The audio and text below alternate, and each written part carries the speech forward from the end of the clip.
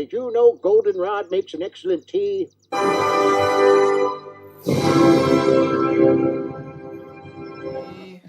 Happy birthday to me. Happy birthday, dear Aaron. Me. You are a sad, strange little man, and you have my pity. Or what's inside. You suck. Finally, we're going to reveal the... Hey, everybody. Welcome back to Tomic's... veteran of the comic book industry for 30 years. I'm a writer, I'm an artist, and this sucks.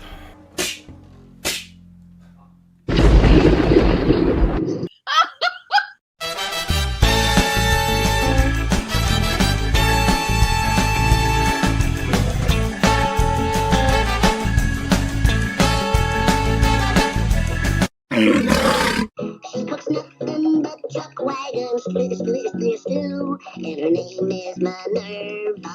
She's the flower of the flower coach.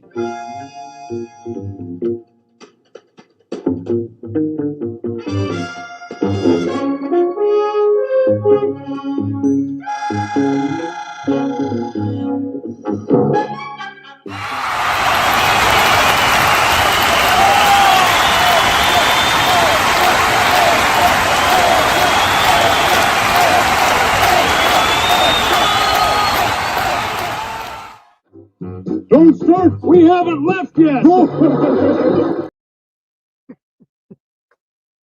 Do I seem too sedate when I come on? Do I seem like another day, another YouTube episode? Should I be like jacked up and just like, yeah, let's go? Yeah.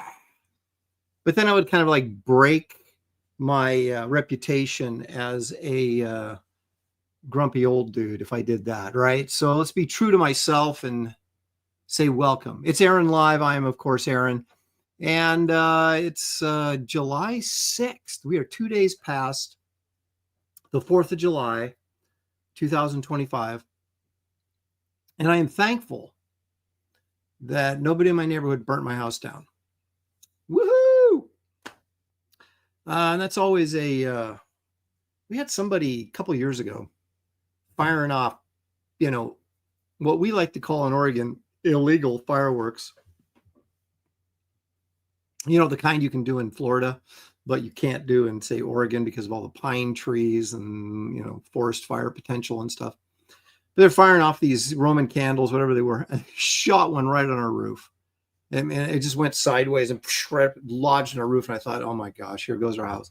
Thankfully, it didn't. But we were like, and one hit the tree. And so we were hosing down the tree and stuff. And we're like, oh, I'm sorry, man. You're like, yeah, really be sorry if you burnt my house down and my comic collection got destroyed. Then you'd really be sorry. Anyway, nothing like that happened this year, even though people continued to blow off fireworks. And I don't know if you saw, there was a big aerial shot of Los Angeles. And they said no fireworks because of all the brush fires and everything. They were just exploding everywhere. So, yeah, you run the risk, right? But I hope we all had a happy 4th, a safe 4th. No one blew off a digit or, you know, caught fire or anything, hopefully. And there you go.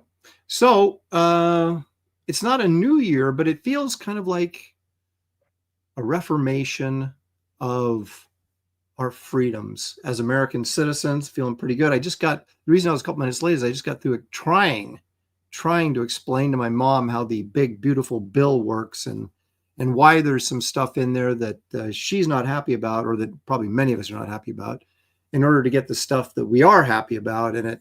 So I basically said, you know what? It's politics. There's give and take.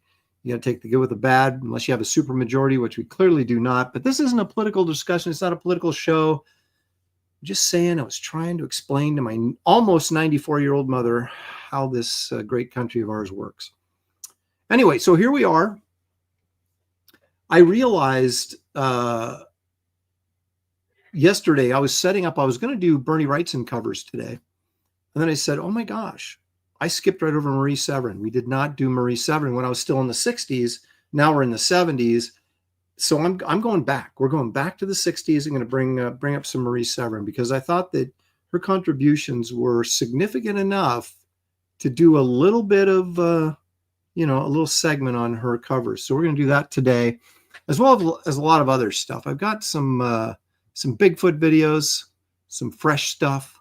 I'm going to show you guys exclusive stuff that I'll be bringing to San Diego Comic-Con, a couple of things, and that are in the works. And of course, any leftovers from San Diego will be available after the show. So if you're not going to San Diego and you go, oh, ooh, boy, I wouldn't mind getting that. Well, you'll probably be able to. So anyway, let's get this show on the road, and we'll start off by seeing, actually, what do you guys think of this? Shelley trimmed the beard. I no longer look like Santa Claus, but I look like a sophisticated gent with a closely trimmed beard. I like it. Now, if I only had hair up here, like if I had like silver hair, like just a full head of hair, I'd be a happening guy right now. All right, let's see who's here. Pastmaster Dan, he says, hit the like button. It'll give you wings.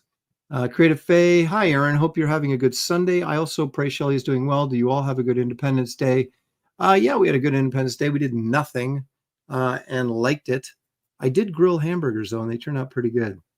We did the whole thing. I like sauteed onions, lettuce, tomato, even avocado. I mean, it was. Then we did some fries in the air fryer. The air dryer is what you put your clothes in. The air fryer is what you cook food in without oil. And so we did fries, and we did that was fun. And I sat up here and I was doing something.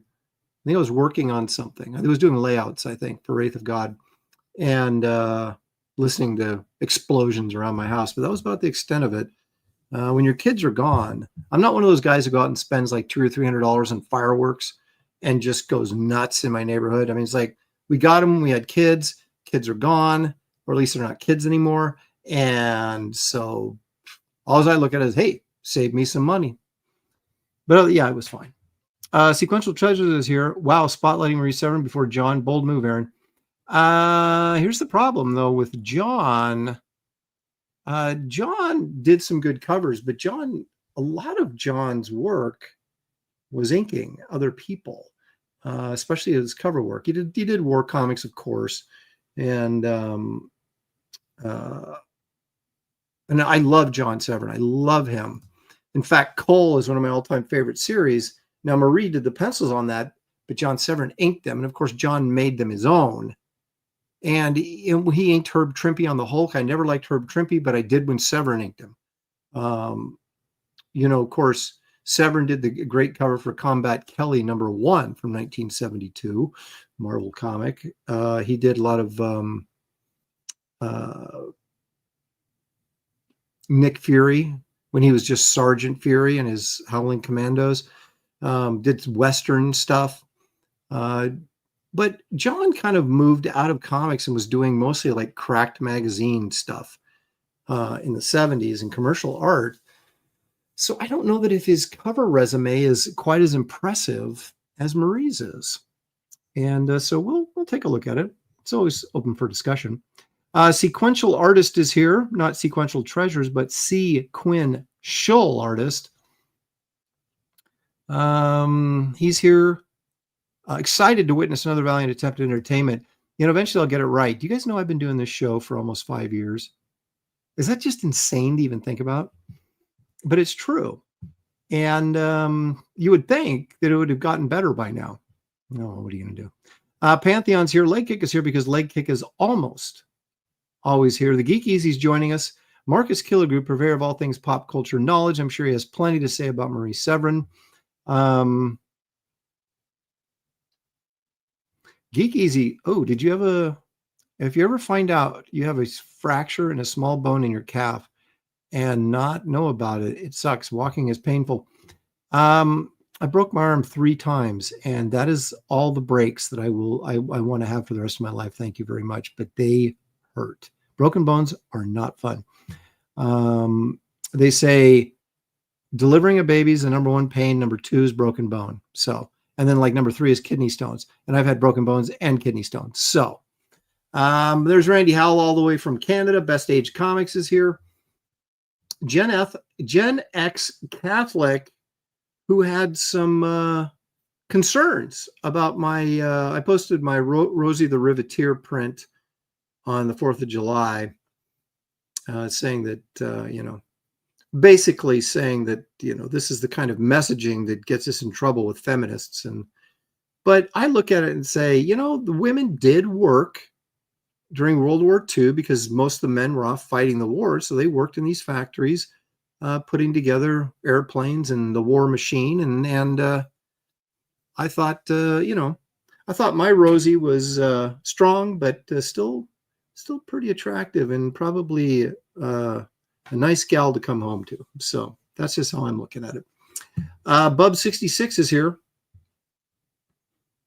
Eric Boyd joining us. Stealth X5 for $2.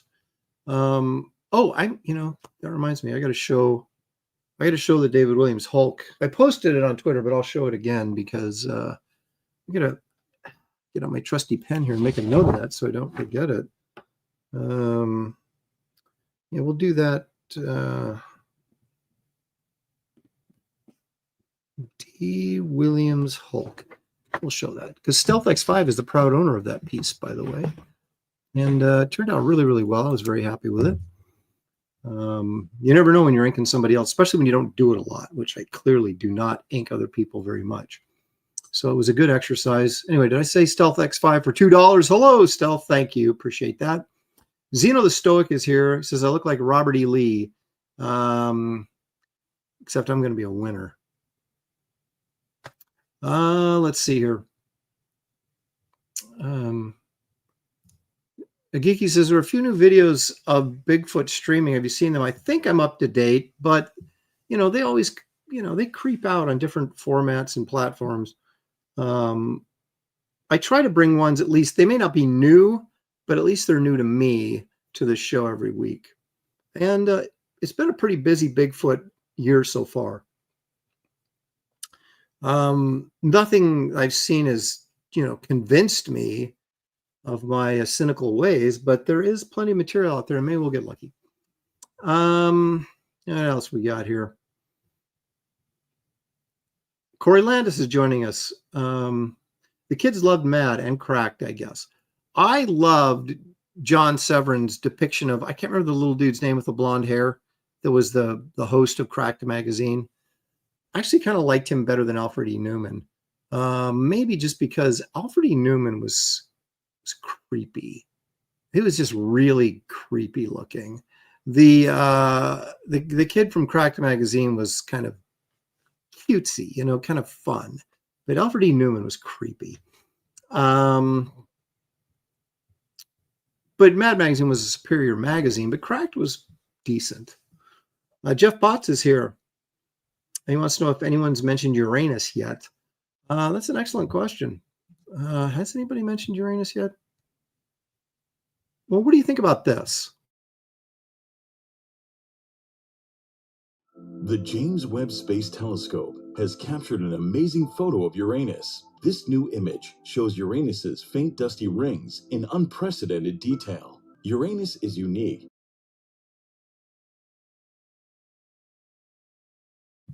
That's my public service announcement for today. Let's see here. Mark Pengrin's here. I wonder how many other pros will be at SDCC this year. I remember last year a bunch of people said they weren't going to do it anymore. It's so expensive. And you have to sort of ask yourself what you're getting out of it. Now, for me, I have a booth and I have a corner booth. I have an excellent spot, an incredible spot. So it's really, I've been there for 20 some years. Of course, I shared it with Terry Dodson for a number of years. And it's super expensive because it's a corner spot, especially if you're doing it by yourself. And then you've got your hotel, which is incredibly expensive, and your food, which is just regular expensive. And then, you ship stuff down to have at your booth, and that costs money. And then if you don't sell it all, you got to ship it back. And it's freaking expensive. And so I talked to a couple dealers at, one in particular up at SummerCon in Puyallup, Washington, a couple weeks ago. And he was like, he finally said he quit doing San Diego because he was like, I was just selling stuff to pay for the privilege of being there. I wasn't really making any money. And I'm getting to that point as well. But I also look at it like it's sort of the cost of doing business, right? You can either, I've known guys for years that were in the con business, right? Putting on shows and stuff like that. And when their attendance would drop, they would then cut advertising, which then would make their attendance drop. And then they'd cut advertising, which would then make their attendance drop. And they just basically work themselves out of, a position or out of being a convention runner.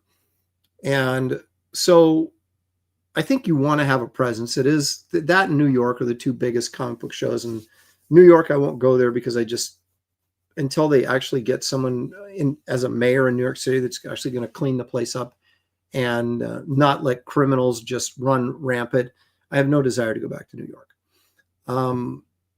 But San Diego, I've never missed a year except for the COVID years. And then, of course, the year that my wife got diagnosed with breast cancer, then I didn't go that year because she had surgery that week of the show. So that's the only show since I started going in 1986 that I'd ever missed. So you kind of feel like, oh, I got to go.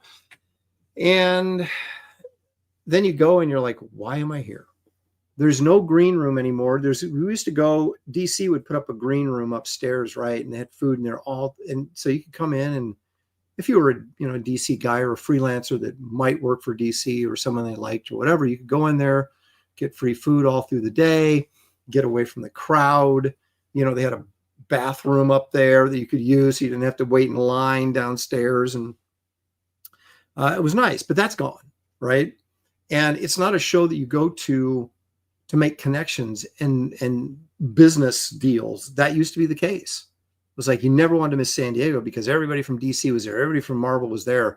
And you could have lunches with people and dinners with people, and you could get deals done. You could talk to people, and that's all gone. There's just, Marvel and DC are still there, but not like they used to be. And so, yeah, the benefits of going are smaller and smaller every year. But yet I have not kicked the habit quite yet. So I continue to go. And we'll see. Every year's an adventure. I always say this could be my last year because if I lose my shirt, I may not come back. But again, is it important to maintain a presence? Is it important to put off the air that, hey, I'm still here. I'm still doing stuff. I'm still a factor. And I think that's important too. So, at least you can write it off, which is something. Okay. I kind of went off on a tangent there that I wasn't really planning on going. Let's see. Creative Faye went to her friend's house for a barbecue. She brought potato salad and pistachio salad, and we watched Frasier. Sounds like a good time to me. Corey Landis simply says Uranus needs more exposure to the sun. That could be true. Okay, let's see here. Marcus Killer says pack peanut butter and jelly sandwiches instead of going to the steakhouse with Tucci. Yeah, Billy's a high roller, man. He's a high roller. I am a low roller. But I'll tell you one thing though. If you don't drink, which I don't, I will have a beer. I'll have one beer someplace at this show. And that's my one beer a year. And I'll drink half of it. But if you don't buy alcohol at dinner, you'd be amazing how much money it's amazing how much money you save. Unless you get stuck buying other people's alcohol, which always happens when it says, hey, let's split up the bill. And you're like, no, let's not. You guys down there at the end of the table drank about $300 worth of booze. I didn't have any. I'm not paying for it. So let's see here. And we used to be able to get free dinners. Like we went to a show where Dan DiDio was. That was at least one free dinner, sometimes two. I was working at DC, and that would always save you money. Get a couple of free dinners. Those days are gone. There's no free dinners anymore.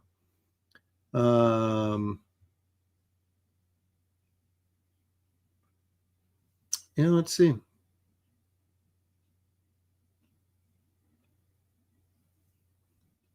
Comic-Cons are the only industry shows that are the second-class citizens of their own show.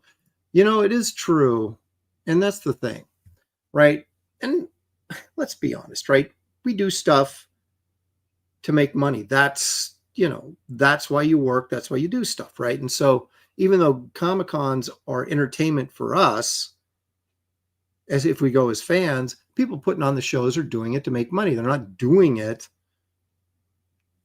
as a favor to us. They're doing it to make money. And what they all realized, several years ago was that, hey, if we bring celebrities to these shows, we'll get more people. And then they got more people, and they got more people, and they got more people. And suddenly everybody has a mega show. San Diego at its peak, right, as just a comic book show before it moved into the convention center, was doing about, it was between 40 and 60,000 people, right? And that was just for a comic book show. And now they do, they do twice that, 120,000, because of all the celebrities and all that kind of stuff. San Diego's got it because they don't, they put up some people, but not a lot. Okay. So if you go to SummerCon, for example, like I did in Puyallup, Washington, they bring in all the people from Cobra Kai and all these celebrities, and then comic book people too. And they pay for everything. They pay for all of us to be there, stay in a hotel, people to pick up travel expenses. Not me, I drove, but, and so they just have an enormous amount of money going out. And so even though they had like 20,000 people there on Saturday and probably did 40,000 for the show, which you'd think that's pretty good, they still had tons of expenses. San Diego has tons of expenses, but they're not paying for all these people to be there. We are paying them for the privilege of being there. So they've got it working. But it was a much more fun show when it was just a comic book show and just comic book artists and people selling comic related stuff.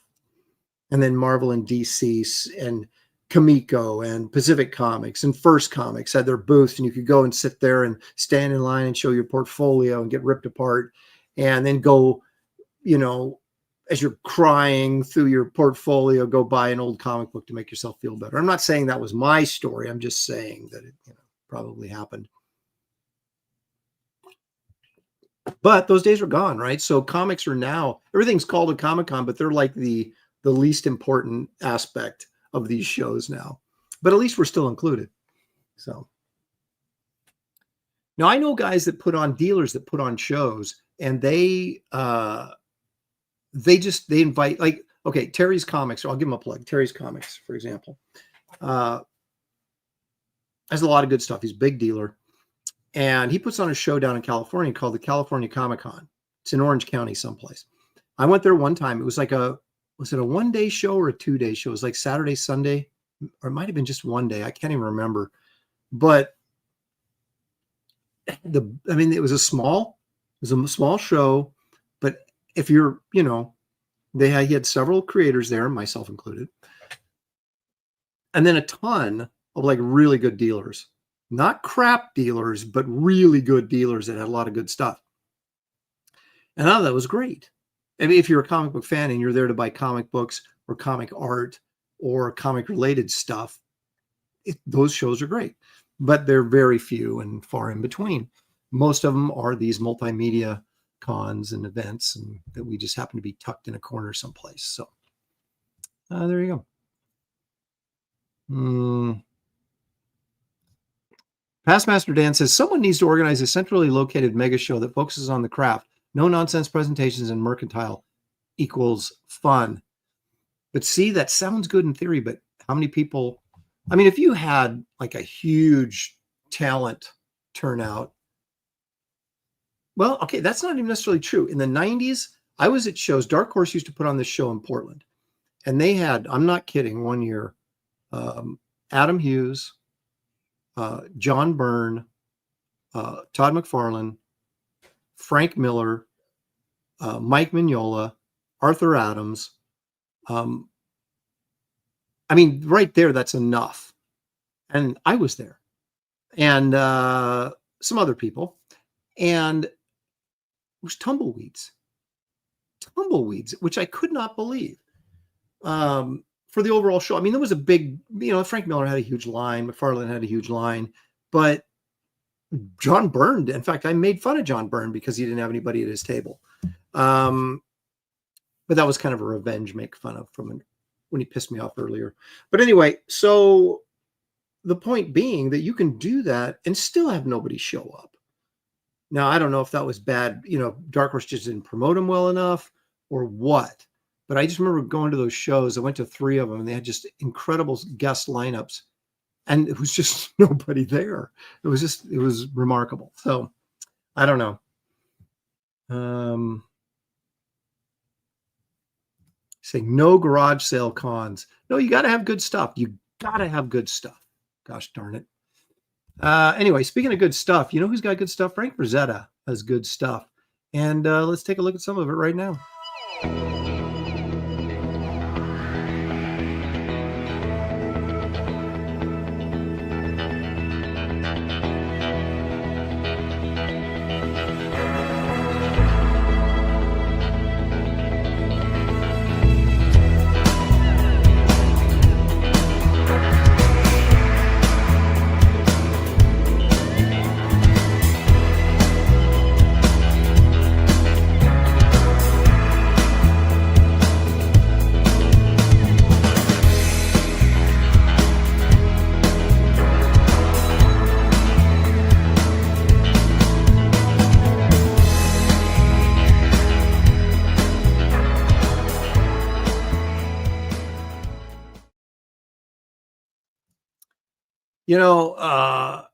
In case you were wondering, Middle Earth down there at the bottom, it says Middle Earth 1975. That is the name of the company that published the, they did a ton of portfolios in the 70s, not just Lord of the Rings type stuff, but so that was Middle Earth Graphics or something like that. And they published like the John Severin Cull portfolio and some of that Rudy Debray stuff and a lot of that stuff. So, the good times. Anyway, that particular print, you notice that there's a lot of butt cheek in that print. And you wonder, here's this warrior chick killing I assume one of the dragons that the ring wraith was flying on. And with her butt cheeks hanging out. And I'm thinking, I don't know that I'm going into battle with my butt cheeks hanging out. And then you wonder, well, how much has he got covering the front if she's got nothing covering the back? So I don't know. I mean, in Frazetta's world, warfare is a little bit different than reality, I think. But anyway, there you go.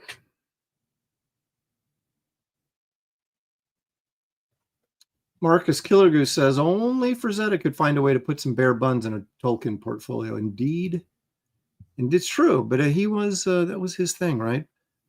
Big booty and thighs. That was Frazetta's thing. So you can't really, can't fault the guy for enjoying the female form, shall we say.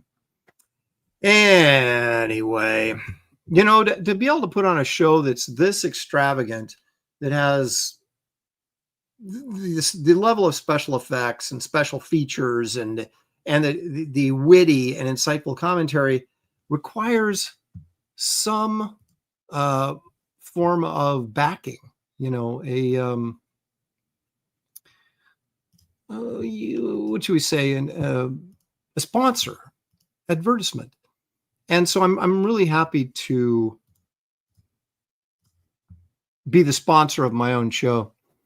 Still hoping for Taco Bell to wake up and send me some money, but they haven't done it yet. So you're going to get another ad for Wraith of God, Fear Hollow.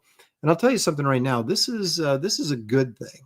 I've always been sort of reluctant to really promote myself. It always feels so self-serving, which is exactly what it is.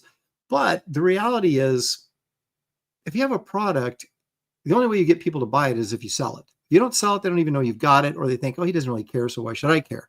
Oh, I care.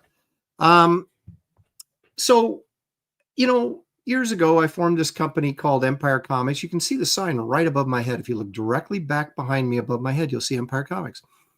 And the idea was to produce books that I wanted to do, but also to do them well, or at least attempt to do them well. And not just throw something out there and hopefully some people will buy it and I can make some money, but actually to produce a quality project. And I think Wraith of God is that quality project. Now, we're on Wraith of God 3, Fear Hollow. This is the 3rd graphic novel. And I was breaking this down as I was walking the dog the other day. The first issue was 80 pages long. The second issue, the Wraith story in there, was 50-some pages long. And in this one, it's going to be 64 pages long. Okay? So that's 140, what is that? That's 80 plus 64 is 144 plus another 50, 100. So basically 200 pages. I've done 200 pages of Wraith by the time this 3rd issue comes out, which is essentially, if you go by floppies, through the comic book shop, that's 10 issues. So I've done a lot of Wraith of God.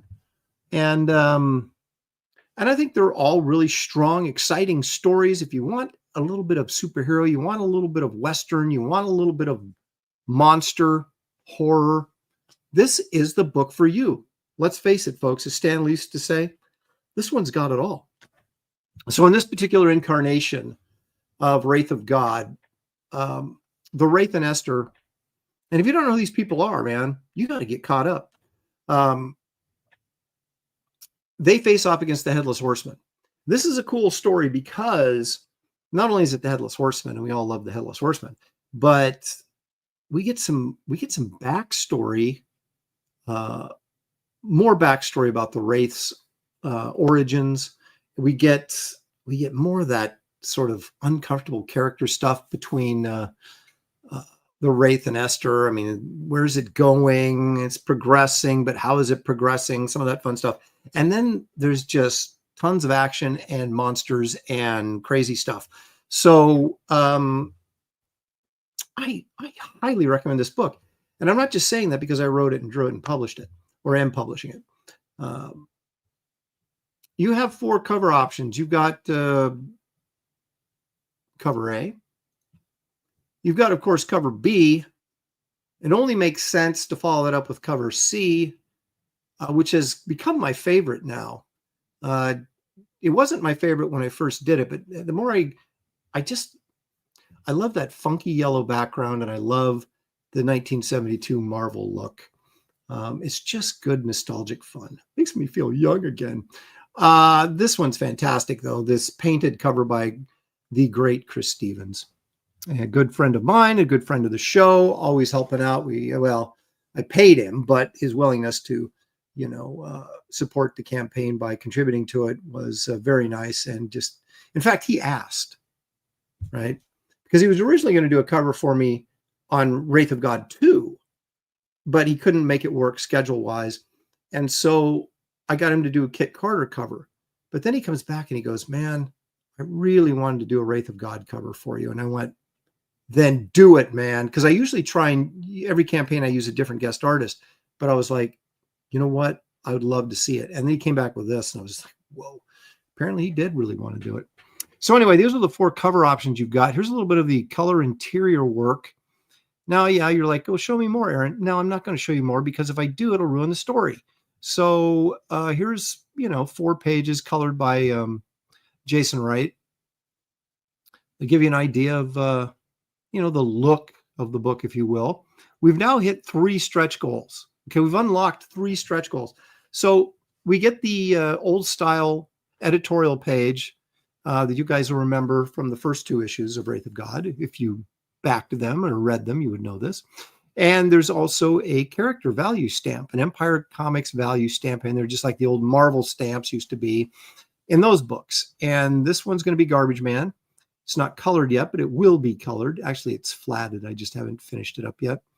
Also, there's a sculpture card which I was going to put on here, but I want to get it colored first, and it's flatted, but I haven't finished it up. So I got to finish that up and get it on here. And then now we just recently hit 80,000. So that means we unlocked the trunk trading card, which is one of the supporting characters in my series Nightclub. And if you want to know what that is, you got to read Wraith of God 2, because there's a great Nightclub backup story in there. And also Wraith of God 1 has a little epilogue featuring the Nightclub in it. So if you're not familiar with those characters, I suggest you get familiar with them by running to my website right now and getting caught up on your back issues. Or you can order them from the website, or from the campaign, excuse me, if you want them all to come at the same time. Wraith of God Nouveau, this Wraith Nouveau print. I kind of dig this, but there it is. We got 500, and once those are gone, they're gone. Wraith of God Roughs Volume 3. This is also signed in limited edition. So we print to order. So if you're thinking, I'll get one later off the website, you won't, because there won't be any. So if you want one of these, and this is 48 pages of roughs that go of the graphic novel. So you can see my layouts, and then you can compare them to what the finished pages. And a lot of times I change stuff. So it's really kind of interesting to look at what my original thoughts were, and then how they evolved and became the finished on the page. But anyway, these are signed in number books. You can get the Nightclub shot glass. That's the fourth in a series of the laser etched shot glasses that we're doing. And the poker chips, of course, the commemorative poker chips of the Wraith, Esther, and of course, our good friend Dale Keown contributed the werewolf. And you can get issues 1. That's the second printing, but with the new cover, or the black and white cover. Both covers are available. And then the wraparound cover.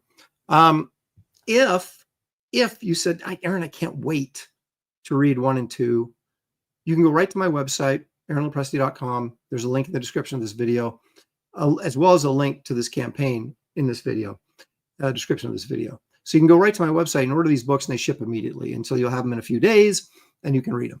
Or you can order them here and just wait, and I'll ship them all together and read 1, 2, and 3 together. Whatever suits your fancy. But I will say this, the other covers for Wraith of God 2, Blood Hunters, the Tomb of Dracula 1 tribute cover, the Bisley cover, and the Tales of Suspense tribute cover are all still available on my website, where they're not available through the campaign. So, they're a little cheaper on the campaign, but if you got to read them now, or you got to have those specific covers before they run out, go to the website and you'll find them there. So anyway, I'm going to put some more original art up here, hopefully in the next 2 weeks on this campaign for you original art collectors. And also t-shirts are in the works. I know I've been talking about them, but I haven't been doing. I'm talking to my t-shirt guys, working on a new design. We're going to do the Bisley shirt, and then we're going to re-release the Keown Werewolf shirt, which is incredibly popular. And why wouldn't it be? Dale drew it. But so we'll have a Dale shirt and a Bisley shirt.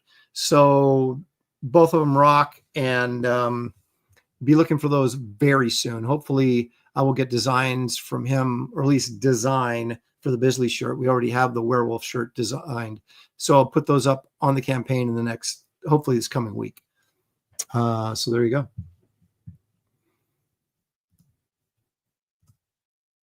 This, of course, is my website that I was telling you about. Now, this is just aaronlopresti.com. So easy to find. You can go, there's a store. You can find out about what's going on with Empire Comics. You can just look at artwork if you want to. And you can read my blog if I ever posted one. But for our purposes here, let's take a quick look at the store, because that's where I sell stuff. Now you'll see this page comes up and it says featured products, but it doesn't have like everything on there, and people get confused. You have to go up to the store listing right up to the top of the page and pull down. And then you've got all products, prints, books, and merchandise. So let's say you want to look just at books. Okay. So you've got Wraith of God 1, 2 with the wraparound cover, the Tomb of Dracula cover, Garbage Man trade paperback, Kit Carter hardcover. Believe it or not, I just found a box of signed and number ones. I thought I was out, but I'm not. I've got 20, I think, or something like that. So these are still available if you want the limited edition signed and number hardcover. You got the soft cover. Power Cubed is still available, believe it or not. We still have a few of the Bisley covers on Blood Hunters left. The black and white second printing is there. Saved from the trash, my favorite black and white sketchbook that I've done. Here's the Tales of Suspense cover version. You can get the Kit Carter sketchbook if you missed out on that. I also have price guides, if you can believe that, that I did the covers for. And this Kit Carter ash can. I still have a few, not many, but a few of these. This was the big deal I had at Comic-Con in 2024.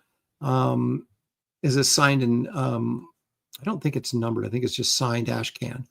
And, but I got a few of those left. And there's also art for sale. So just pages of this stuff. There's 2 pages of sketches I've done, mostly on graybeards, but not all. Comic book pages. There's some Kit Carter stuff. I'm going to list the Kit Carter graphic novel very soon. I just haven't got around to it. Probably not till after San Diego, since I'll be taking it with me. But you got some Swamp Thing stuff, some Justice League stuff. I'm going to put Damage. I got a ton of Damage pages. And I know everybody's like, who cares about Damage? But there's some really nice work on those Damage pages. You know, I got to put up Sludge. I got some of that left. A little bit of Mystic. You know, all sorts of good, fun stuff. But it's getting there. And I got covers and pinups available. You know, just some illustrations. You know, so all sorts of crazy stuff. So check out my website just for recreational purposes, if no other reason. So, all right, there you go, folks. That is your paid advertisement for today. Thank you for your patience. You know, I will say one thing about Oregon. It has good water. At least I can say that. Okay. I discovered a new artist just as I do, searching the internets. And this is another old guy, an oldie but a goodie. But I feel like you should be exposed to him. And I mean that in a positive way, not, you know. So here we go. Let's find out who's this guy.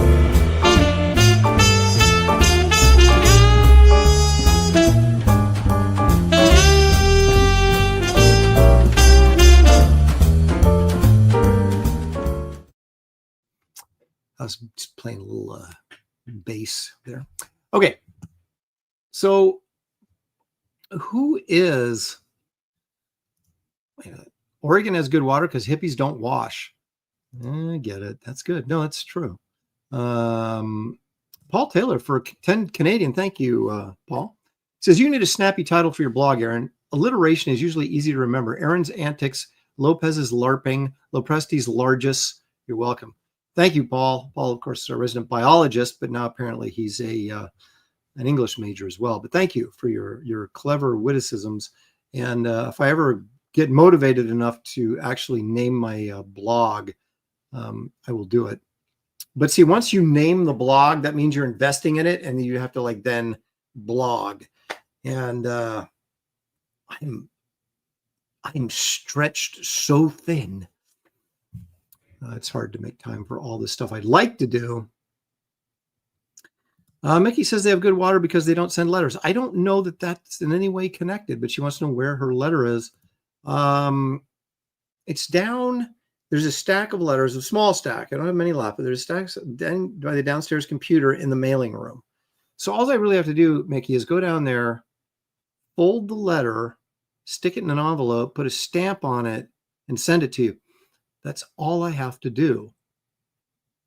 Why don't I do it? I don't know. Someday, when you least expect it, you're going to go out to your mailbox. You're going to be in your robe. You know, there'll be 8 o'clock in the morning, drinking coffee, smoking a cigarette, and you're going to walk out to your mailbox, and there's going to be that letter in your mailbox, and you will rejoice. I do, but they have to work for free. That's the problem. Aaron's grapes. Yeah, that sounds about right. Ooh, sour grapes. Ooh, that's even better. Okay, so who is Joe Demers? Well, Joe is an artist. stunner, I know. Funny thing about some of these guys, a lot of these guys, is they all sort of worked a similar style. So you can see like, oh, that looks like McGinnis, or that looks like, 5 other guys we just looked at. And it is true, but it's amazing to me the quality of their work. And all these guys use gouache and acrylics. They weren't oil painters, obviously, because the time it takes for an oil painting to dry, when these guys were doing magazine illustrations and stuff, and I'm sure they were had very, very quick turnarounds. So it only made sense that they would use a medium that would dry quicker.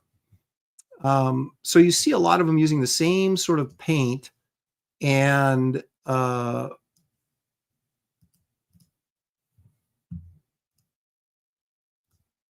working stylistically, I'd imagine, because they all probably went to the same schools and learned the same stuff. But let's find out about Joe here. Wait a minute. Did I just shrink my screen? What is going on here? Oh, I see what I did. Sorry, I'm being an old guy. All right. So Joe DeMeers was born 1910, lived to 1984. So 74. I just turned 61, and I'm kind of like, is that it? They're like 13 years and that's it, man. I better get to work. But you never know. I could live to be 90. Who knows? Okay, so he specialized in illustrating post-war American women in non-stereotypical fashion. His distinctive images of glamorous ladies, attractive up-and-coming career women, and adventure-seeking lasses in search of romance were considered too steamy for the cover of the Saturday Evening Post. Instead, his illustrations graced its inner pages and is referred to at the Post as the leading ladies. With guidance from his wife, Janice, DeMeers would dress his heroines in styles that would not become dated in 6 months it took for the image to actually be published. So he was a guy who liked to paint fashionably dressed women.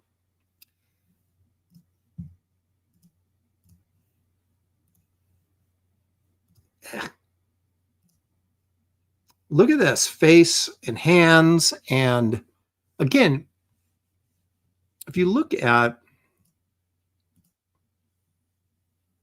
when you break this down and you see how wonderfully painterly this is, it's not this soft airbrushy stuff. Look at the angles here on her hand, and look at that, like that green right there, and this line of brown. I mean, we'd all want to go in there and just like soften the edge, so it's like super soft and airbrushy. These guys, man, they were just laying paint down. Now he softened it up here on her cheek. But look at this. I love it. Look at this hand, this dude's hand down here. Look at the rough paint lines that he laid down. I mean, these guys can do this because they know what they're doing. They have such a grasp on values and form and light, and that's values, and color, that they just would blah, blah, blah. And you're like, yeah, that works, buddy. Beautiful, beautiful stuff. And I had never heard of him before, but I really like his stuff.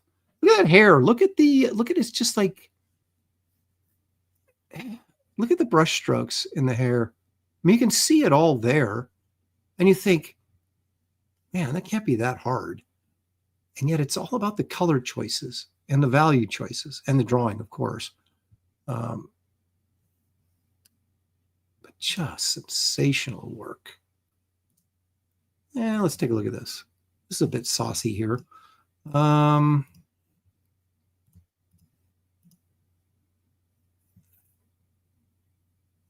So you've got the light coming in through the window, which then gives us the silhouette of this girl who we assume is naked underneath here. Very cute face. Again, these are just paint brush strokes, that they're just put down the right way, and it looks fantastic. And it's amazing that you can step away from it. It just comes together and becomes real, but then you can get really close to it and just see how it all breaks down. Let's read a little bit about Joe here, a little bit more. Born in San Diego. How about that? MERS exhibited artistic talent at an early age. In 1930, he received a scholarship to the Chouinard Art School in Los Angeles, never heard of it, and studied there for 3.5 years. Later, he became an instructor and taught the classes. Theory and use of color, that's the math of painting. It's color theory. And I guess you could argue that this perspective is too. And he also taught abstract design and composition in relation to illustration. Now, I like that because abstract design and composition by itself, that's where you get into fine art and just weird stuff.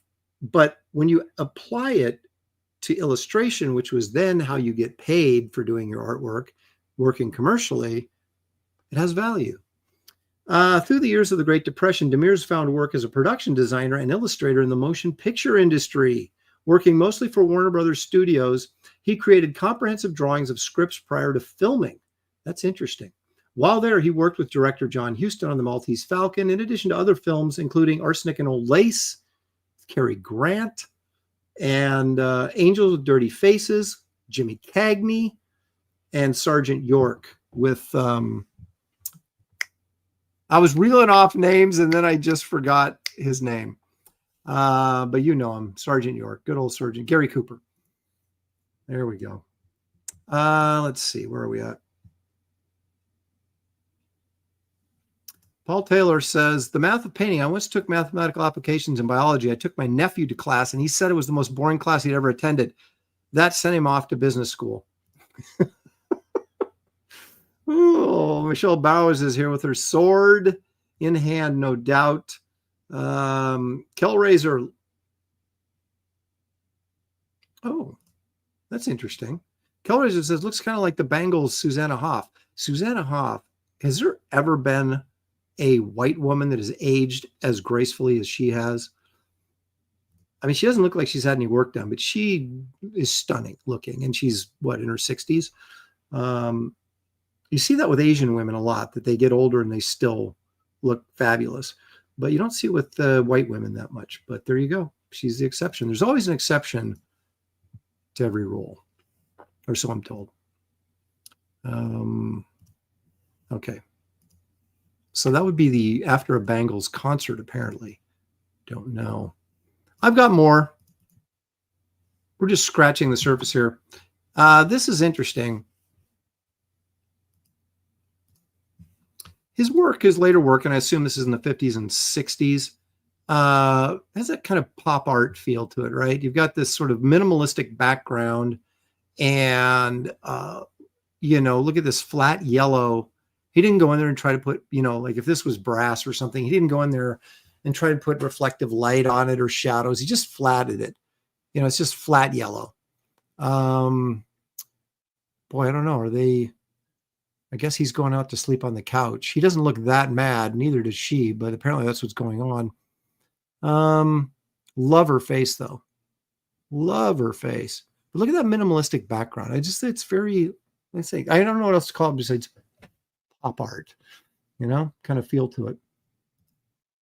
Let's see here. Now, starting to tire of the Hollywood lifestyle, MERS turned to illustrating children's books with modest success. His career changed course when he received his first editorial assignment for Fortune magazine. Soon he received work from Esquire and other major national magazines such as the Saturday Evening Post, McCall's, and Ladies' Home Journal, and European publications. Oh, God, the good old days with magazine illustration was still a thing. And they would print like excerpt. I know I've talked about this 100 times, but they print excerpts of stories or articles, and they'd always have illustrations in there with them. That was just a glorious time to be an illustrator. After moving to New York, he joined the he joined the influential commercial art agency Charles E. Cooper Studios, where famed artist Kobe Whitmore, who drew a lot like him, John Whitcomb, who drew a lot like him, John Bowler, do we know Joe Bowler? I don't think we've done Joe Bowler yet. Bernard DeAndrea and Lorraine Fox worked. The studio was known for boy-girl illustrations that used unique perspectives and brilliant colors to create upscale, stylish imagery. In 1977, he was inducted into the Society of Illustrators Hall of Fame. So there you go.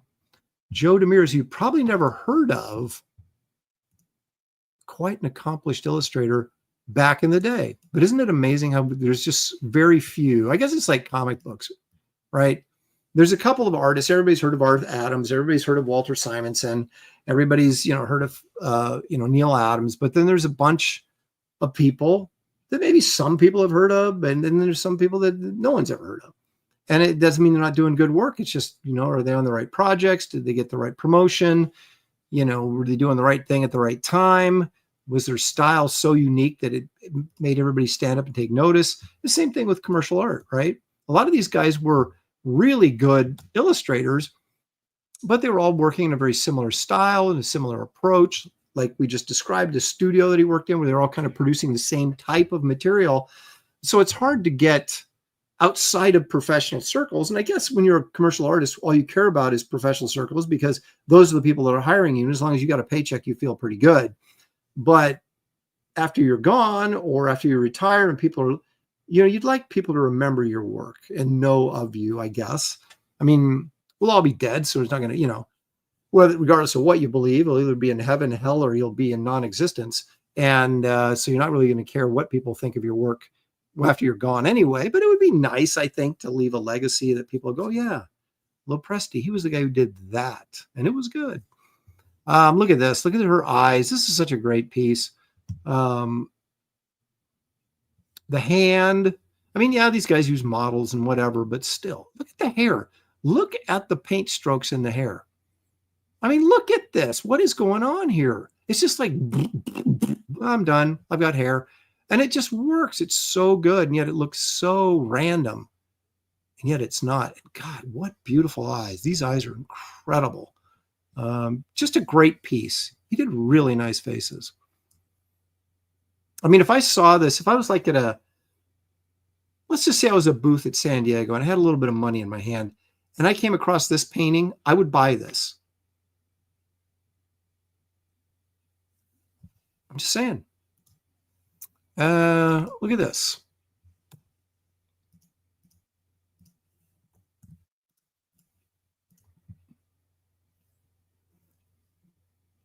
The side of this guy's face is so good. And the chick is nice.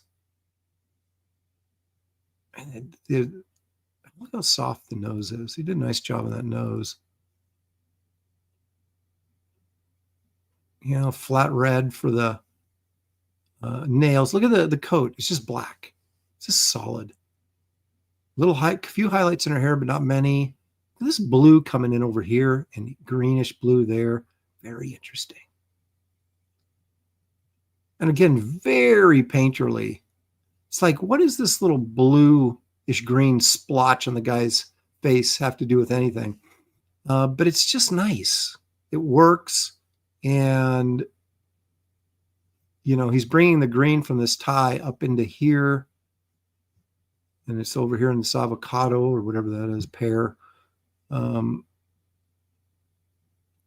just an attempt to better harmonize the color, but it doesn't, it's really kind of, you look at it and go, well, what is that?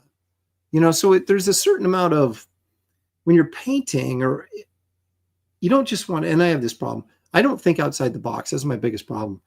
But you're like, okay, so his cheeks are red. This is this color. You wouldn't think to put green here, but these guys do, and it works. And I just love it. And I got to get more outside the box in my thinking. Let's see, what do we got here? Love looking at this stuff. Well, this kind of cracks me up. So this chick's at the beach, and I guess she's doing her hair and her makeup in the sand. They've got a little mirror right here. And this guy's like, oh, brother. But again, look at the blotches of color right here for her hair. Look at that. And yet we all know it's hair. We all accepted his hair. These rough lines like this. It's so funny when you're painting, or if you're coloring in Photoshop, and I'll show you something in a minute. We'll get to that. where you get focused on that small area and you're like, oh, I got to soften this. I got to blend it. And you get hyper focused on this one area. But if you keep it loose like this, and then you pull back, it just, if you're doing it right, it all just comes together. And suddenly it doesn't seem like you got these rough spots anymore. It just works. And again, the drawing, look at that hand. I mean, the drawing, it's just right on the money. So it's like, you know, the drawing carries it, despite the fact that you've got this rough color, but you just accept it. It's just really, really nice. Now, this is really trippy right here. This had to be from the 60s. Had to be.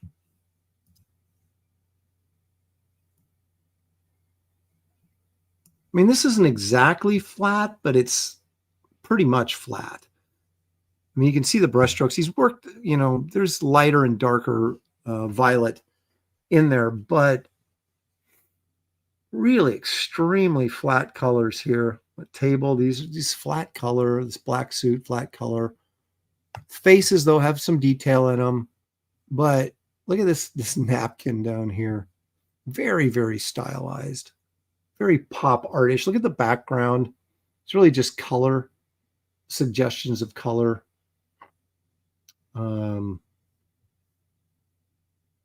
Flat green tie.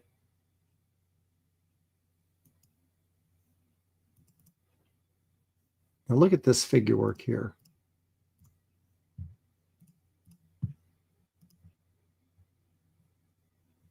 Look at the motion in this figure. Okay, so beautiful face. The hair is flowing kind of this way to give it some energy, right? So we go like this. How it curves and comes around. I mean, there is just real. I mean, that's almost like comic book motion in that figure that's just sitting there. And it's just wonderful. It doesn't hurt that it's a good looking babe either, but it could have been a really boring picture of a woman just sitting there. And this has got energy and life, and it's got flow and accentuating the curves. It's just a really appealing piece of work. I think I got one more here. Yeah. Okay. This is really interesting.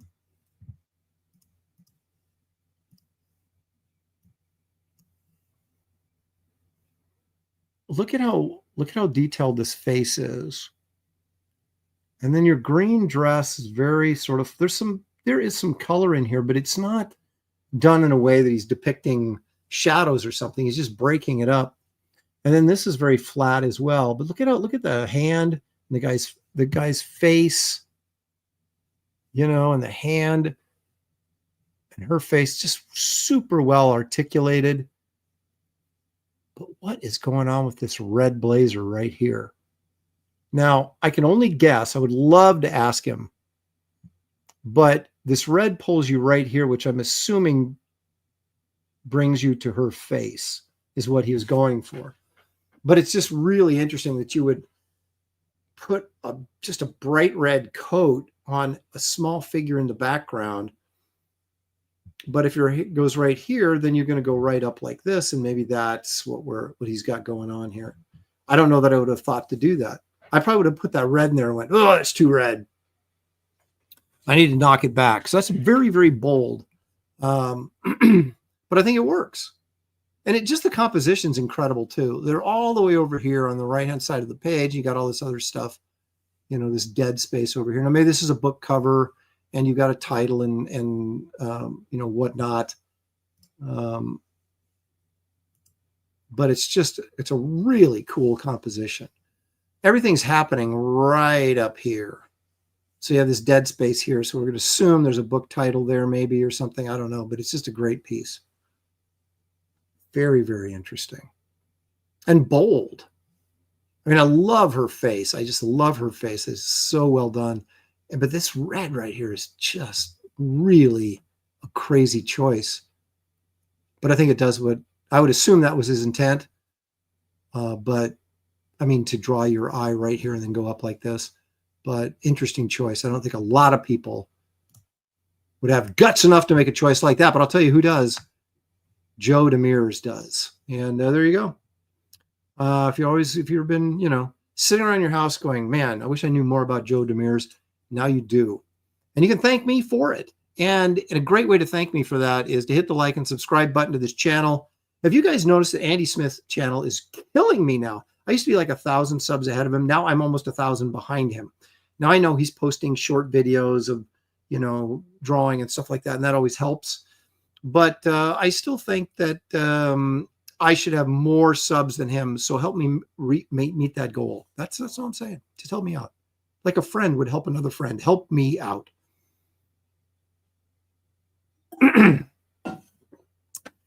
Okay. Here we go.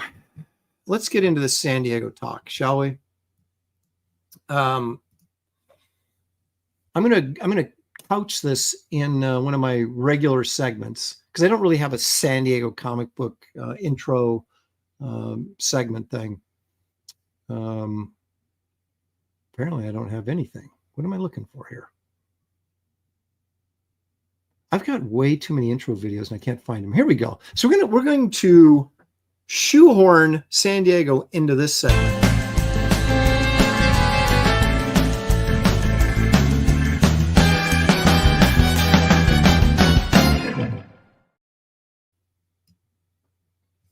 Okay. So notice I talk with my hands. That's Italian. That's Italian. My daughter does the same thing. She's always, so, and I'm also very fidgety. You guys notice that I'm swinging around in my chair. I'm doing this. I can't help it. Okay. So that's neither here nor there, but simply a confession of one of my many faults. So San Diego, it's always, Billy Tucci was on briefly on Graybeards last week with us. And, he had made a suggestion. He goes, you got all these sketches from Graybeards and stuff. You should put together like a sketchbook, one of those small sketchbooks exclusive to San Diego. And I thought about it. I said, yes. Why don't I do that? So yesterday I put the thing together, at least digitally speaking. And I don't even have a quote, turnaround time, anything on the production of the book. There's a local printer here that can handle it and probably, get it done in a few days. But anyway, and he's like, limit it to 100 signed and numbered copies. I'm like, yeah. So anyway, let me show you, if I may, it's my show. I'll show you what I want, but hopefully you'll take it with joy. Here we go.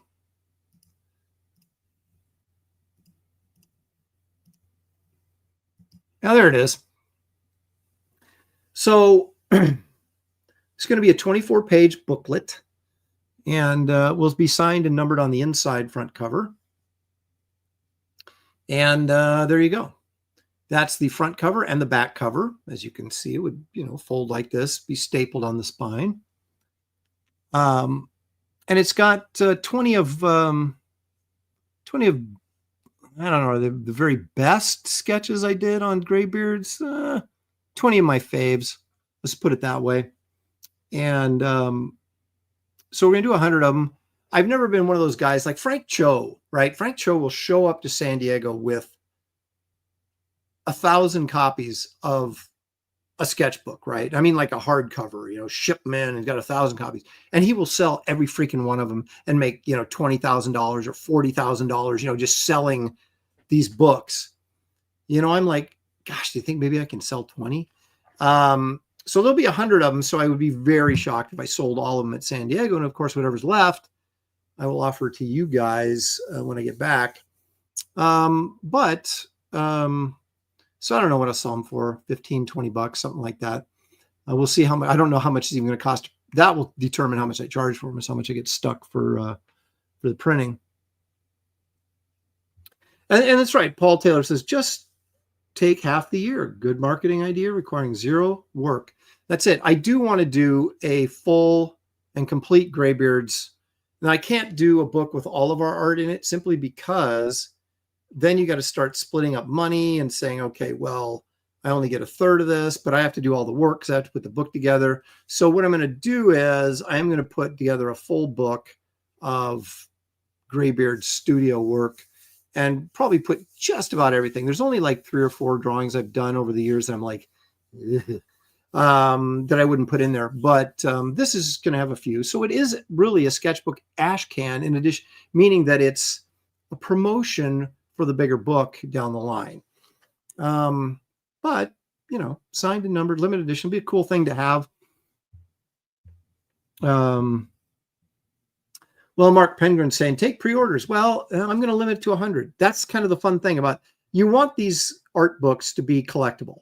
You want them to have this artist signature. You want them signed and numbered so that they have value beyond just something I read and tossed in the trash. So we're going to do 100, and then whatever, you know, if you get one, you get one.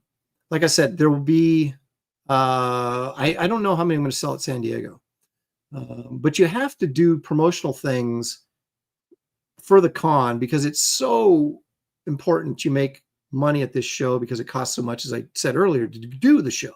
So you got to come up with stuff that you can sell at the show to make money while you're there.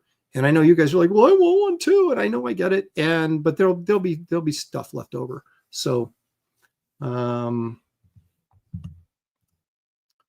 David Brohawk Williams in the chat. So anyway, we'll see how it goes. And depending on, you know, if my printing bill isn't as bad as I thought, maybe I'll do 150, you know, maybe we'll see. We'll see. But that's not all. Say, well, that's cool, Aaron, but what else have you got? Oh, I've got more.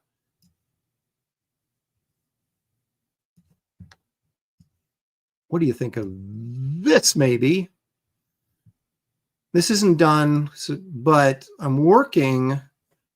I've had this John Carter piece. I did. Remember when I used to talk about doing a coloring book and then I never did it? Well, because everybody talked me out of it. But so I had this black and white illustration of John Carter of Mars and Deja Thoris fighting this Banth and falling off a cliff or some such thing.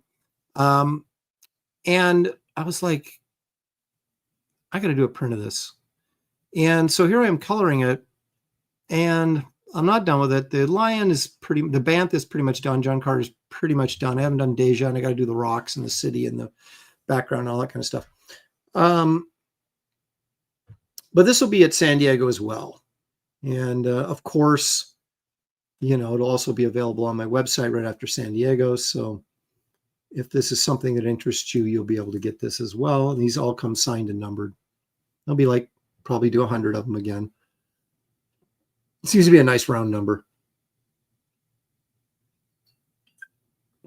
But I got some people who love my coloring, other people hate it. And you know what I say to the people that hate it? Screw you, buddy. No, that's not what I say. But I have a certain way of doing things that I don't know. I don't like the airbrushy, over-rendered, really dark coloring. I hate it, as a matter of fact. So let's take a look at what I'm doing here. Okay, as you can see, as I think you can see, you see these? These are, I make layers of color with my, oops, got to fix that, with my lasso tool. And then I do a fade with color in there. And then I overlap these kind of like you might do with watercolor or something to create this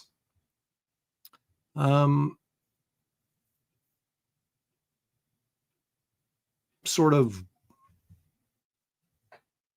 volume, trying to create volume rather than just like put a fade color over it and a highlight and call it done. I go in and I draw these shapes in here to fit inside the line shapes for the muscles or whatever.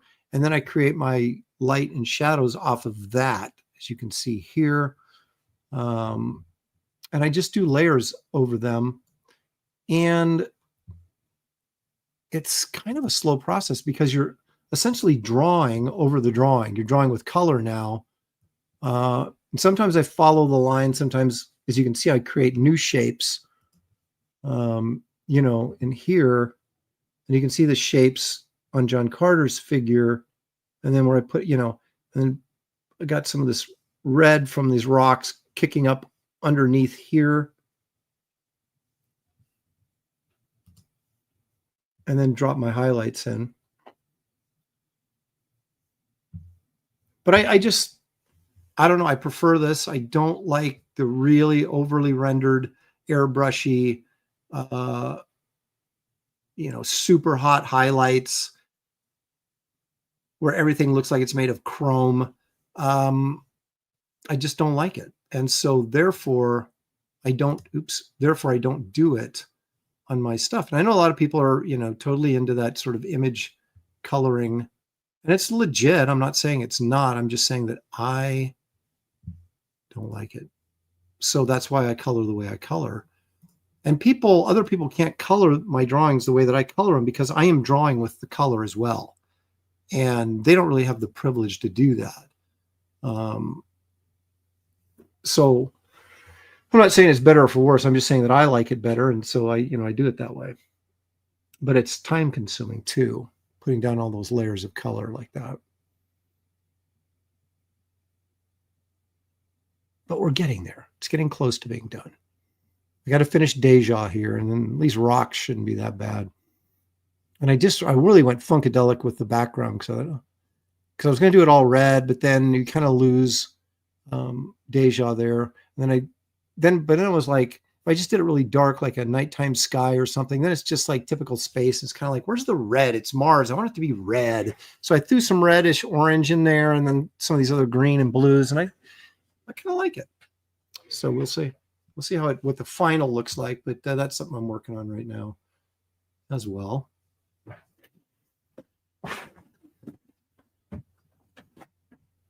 Oh, wait a minute. I don't need to get that. I've got it over here.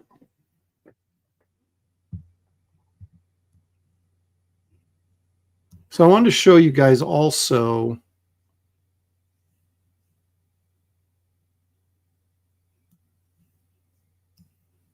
my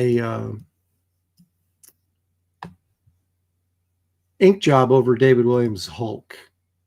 I have posted it. And so you've probably seen it, but hey, why not look at it again? I'm actually pretty proud of it because I don't do, like I said earlier, I don't print or I don't color. I don't ink that much over other people. In fact, I rarely do it. So I was a little nervous because David's obviously a really good artist. And so I didn't want to screw this up.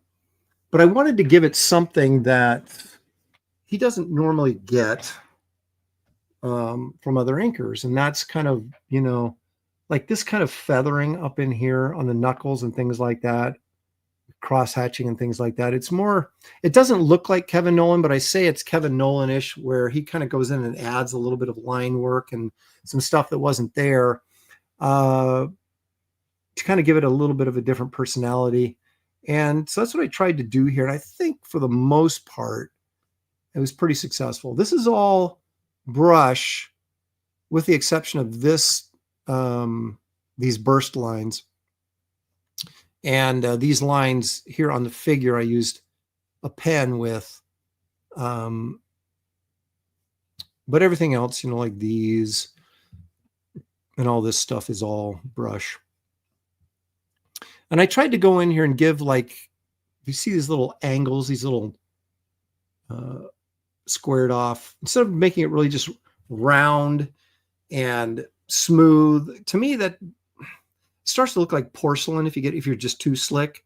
So I wanted to break it up a little bit, kind of stuff I pick up from Danny Mickey and those guys that ink like that, where you have a little bump right there and maybe another little bump right there and some bumps down here on the feet on the outline. Because what it does for me, at least for my money, is that it creates that sort of loose energy feeling that the pencils have.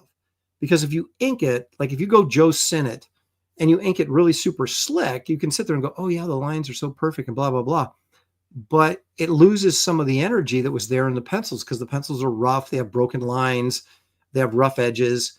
And so you can kind of emulate that by doing variances in the on the holding lines, and like up here on the knuckles where it's square and there's a double line right there and things like that, that sort of, they're intentional, but they also help sort of emulate that pencil energy that was there that is no longer there when you ink it.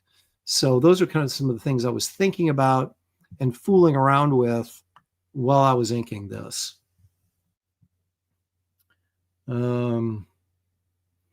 There's John Platts jumped in. Jeremy Burtz, welcome guys. Michelle Bowers is wielding her sword. Duck Bacon, those blacks are very Nolan. Yeah, I guess they are in a certain degree. Now, I didn't put any black in here that David didn't put in the drawing. All I did was soften edges that David didn't put in there, like feathering and things like that.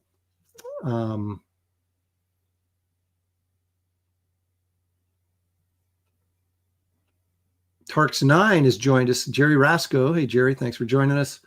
Pastmaster says, Dan says that John Carter has a Gil Kane vibe.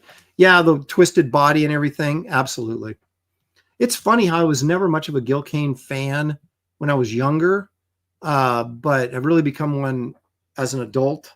And it's really, those elements are working their way into my drawings now. It's pretty amazing. Hey, Angela Curry's here. Angela, I ate all your chocolate. I did not share any with Shelly, but I did share some with my daughter. It went pretty fast, and we thank you for it, though. Now, if Shelly had been at the show, she would have, got to share as well, but, that's how it goes.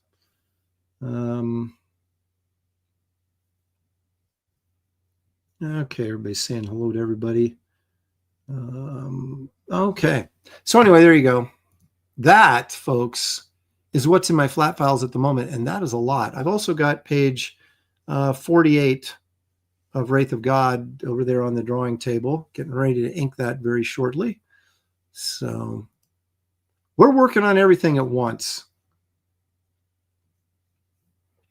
And when I say we're working on it, I mean me. I am.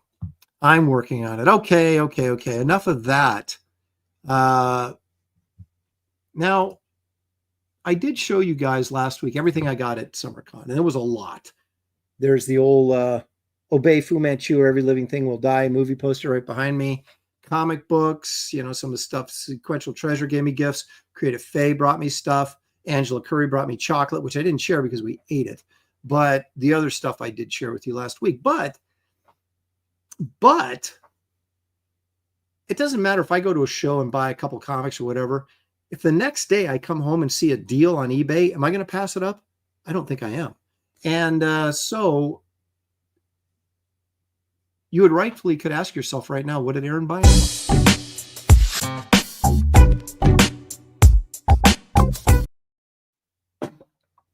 Now, I did a video because I haven't done an unboxing video in a long time. So I did one of those and posted it. So probably a lot of you have already seen this, but whatever. I did find out something interesting about this comic, which I will go over. I did in the video, but we'll go over it here again too. So I picked this up. This is Avengers 95. This is part of Neil Adams' run on Avengers. Now, I had all these when I was a kid, 93, 94, 95, 96. And he did the cover to 92, but he didn't do the interior. So those 4 issues he did of Avengers. And I've had them forever, but they were in so-so condition, and a couple of them were in crappy condition. So I wanted to replace all of them with high grades. And this was the last one that I hadn't got. And I finally did. It showed up on eBay, what I thought was a decent price. And so I got it. And what I found out was all these years, I thought this was a Neil Adams cover. And it's not. It's a John Buscema cover inked by Palmer. And if you go in and look, I don't know if you're going to be able to see it, but that Thor face is Buscema like nobody's business. That Iron Man figure, as much as that's Buscema, I could have easily believed it to be Neil Adams. Now, what kind of threw me was Cap's face. For my money, that does not look like a Buscema face. It really doesn't to me. And so I don't know. I just, because Neil did the cover to all the other issues, but he didn't to this one. But Palmer did ink this, and Palmer, of course, was inking Neil on the inside. And Tom Palmer inked this, so it does have that Palmerisms, the same sort of Palmerisms that are on the Neil Adams work. And maybe I just assumed, but John Buscema, how about that? So you learn something every day. Yeah, Paul Taylor said that's a switch. Adams doing the interiors and Buscema doing the cover. Yeah. So anyway, there you go. And it's very strange.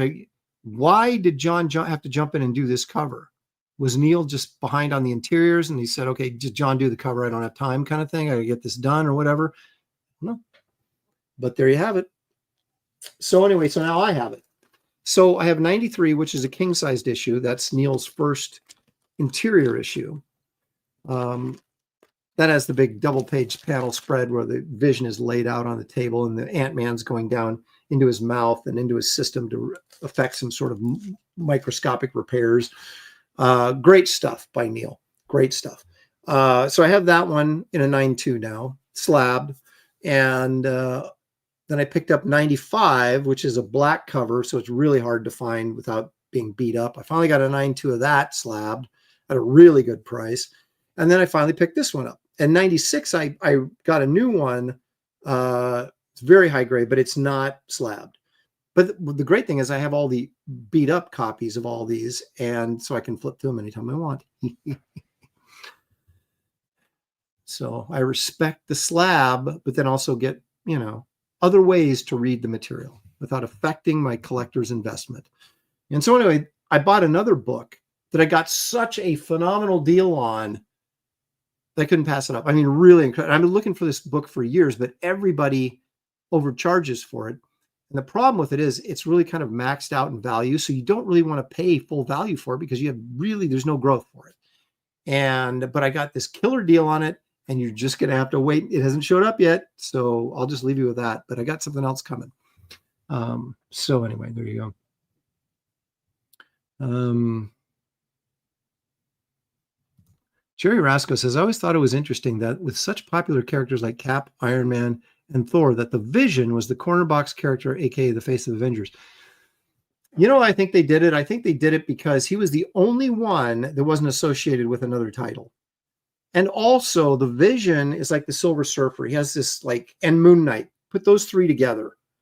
They have this really, really outrageous cool factor, even though they've never, I shouldn't say never, but hardly ever have been able to fully sustain their own titles. Silver Surfer had a good long run there where Ron Mars was writing and Ron Lim was drawing and Starlin was writing and Ron Lim and Bart Sears was doing it for a while with Ron Mars, and that had a pretty good run there for a while. But early on, they just had the worst time trying to get everybody. Those characters go, oh, they're so cool, but then they put them in a series and they would fail. But he's also really cool looking, and so there you go. Put him in the corner box. That's what I say.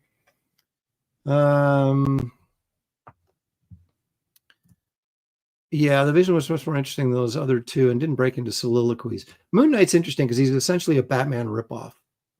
And yet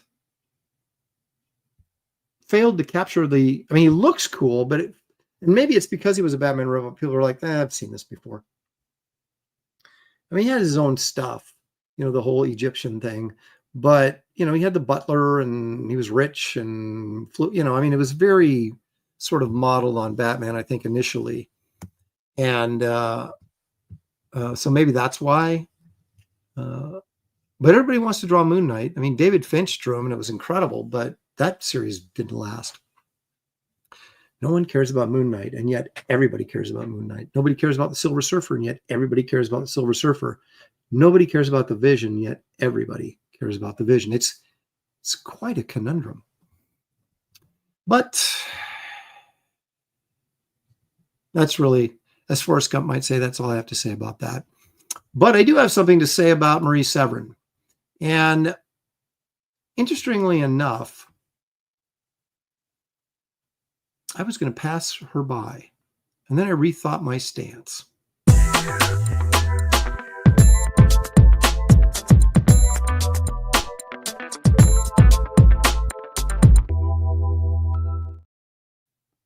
There's two real grand dames, if you will, of comics.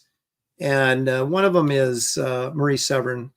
Started off coloring EC comics in the 50s and then became a major contributor to Marvel's Silver Age and then a little bit into the 70s. But she was a major player for Marvel in the 60s. And then, of course,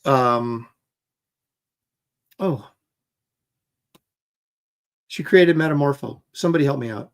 Marcus, somebody in the chat, tell me who created Metamorpho. Why can't I think of her name? It's coming to me. Doggone it. Not Rex Mason. That is Metamorpho. Who created her? Him. Seth. Paul, you're killing me. I'm going to boot you.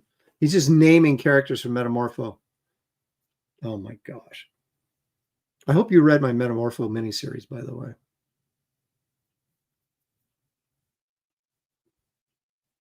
Ramona Fraden, thank you, Marcus Killergood. Jeez. So I've met Marie Severin. I got to talk to her and got a little sketch from her the same year that Buscema was at San Diego, and Buscema's last year at San Diego, who was never at his table. Never. I went there countless times trying to find him so I could get a sketch from him and talk to him, and he never was there. But Marie Severin was there, and I got a drawing from her. And I also sat next to Ramona Fraden at one San Diego in Artist Alley and chatted her up quite a bit during the show. And she had like old Metamorpho pages, and I didn't buy one. I'm such a freaking idiot. I don't know. For as much as you guys think I spend money, I talk myself out of spending money way more than I spend money. And I always talk myself out of not buying the stuff that I should buy. So anyway. Anyway, there you go. So anyway, let's take a look at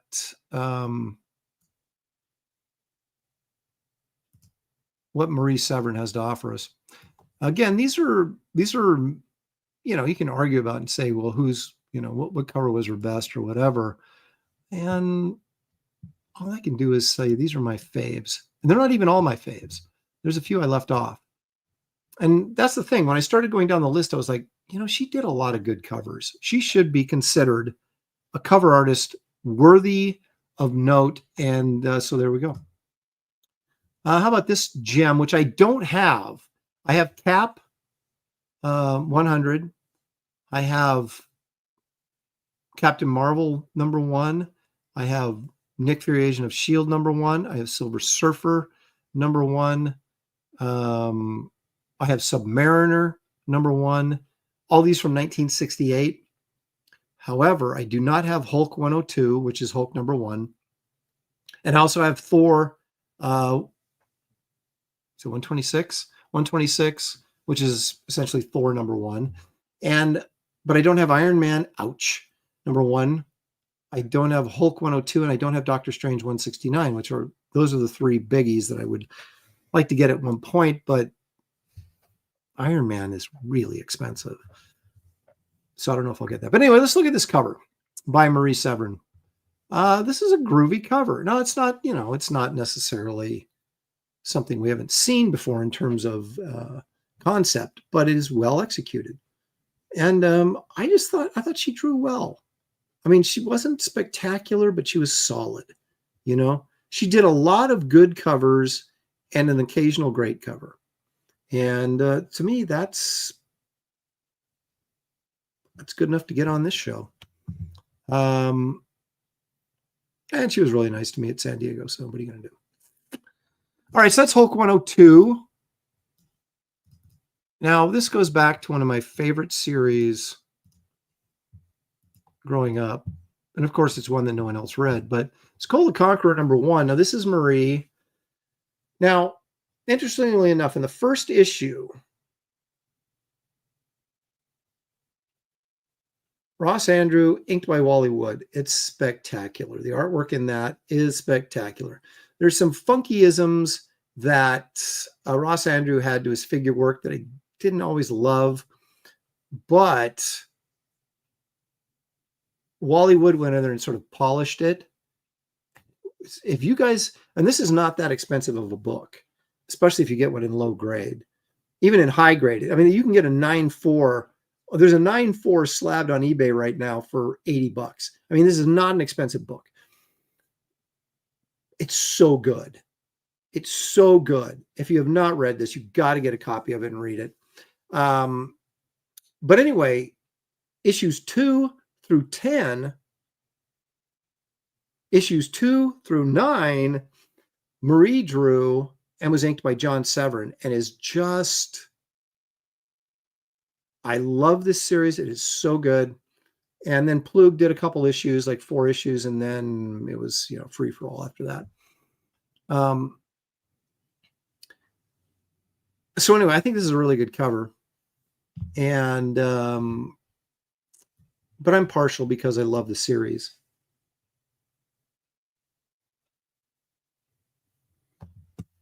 Are you sure about this? Didn't Ross Andrew draw this and then Marie redrew it?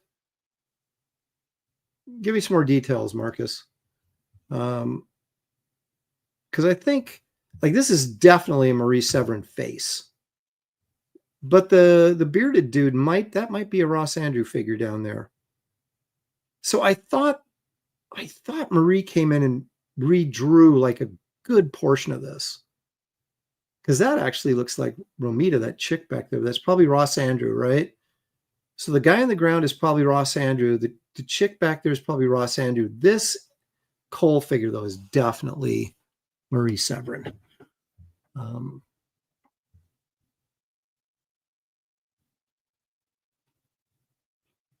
Yeah, there we go.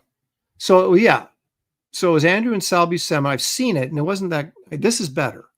And Marie went in and did a better job on it. But she didn't do all of it. You're correct. But anyway, she still gets credit. And so therefore, I'm giving her credit here because I love it. And I do have questions about some of these. And I'm sure Marcus Killigrew will correct me if I'm wrong. This is another really good cover, which I do have.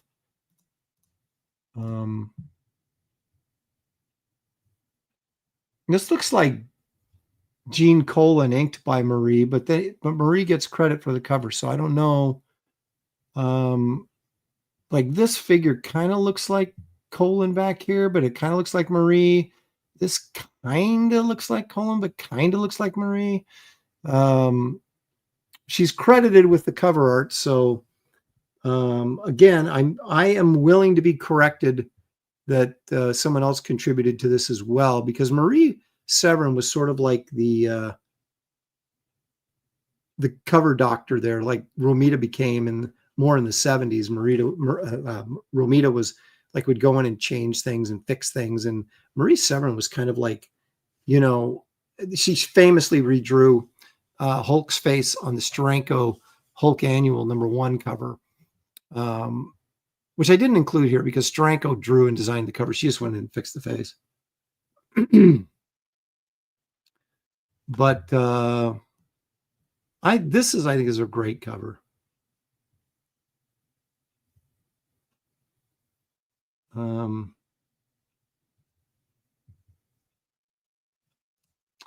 Ken Jackben says, Aaron Lopez Lopresti, greetings and salutations from Vallejo, California. Ken, thanks for joining us. All right. So what else do I got for you here?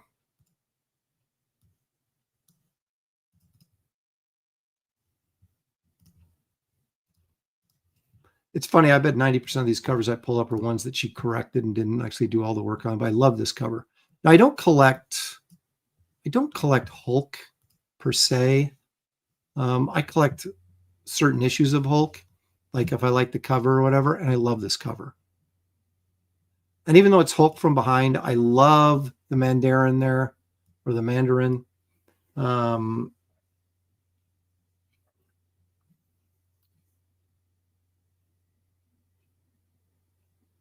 I think this is an exceptional cover, especially considering you're behind the Hulk and it's still a really effective cover, just by his mass. And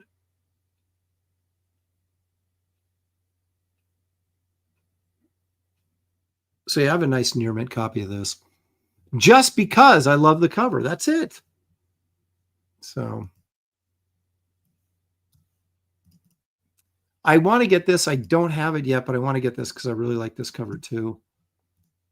And I just think this is really dramatic. You know, it's a simple cover in that you've only got the Hulk, but I love, you guys know by now that I love this kind of cover. A huge central figure.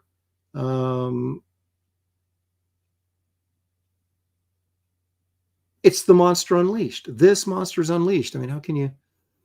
So I really like this one too. It's a little stiff. Marie occasionally would figure work was a little stiff, but I just like the design of this cover, and I just like the big image of the Hulk coming at you kind of thing.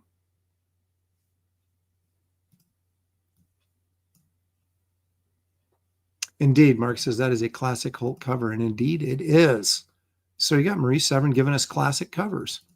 And how about this one? This is also considered a classic. I also own this. In high grade, of course. I think mine's a 9.0 though. I wish it was a 9.2. But anyway, here she's kind of riffing Kirby on the Silver Surfer, which is kind of interesting. But this is a classic cover.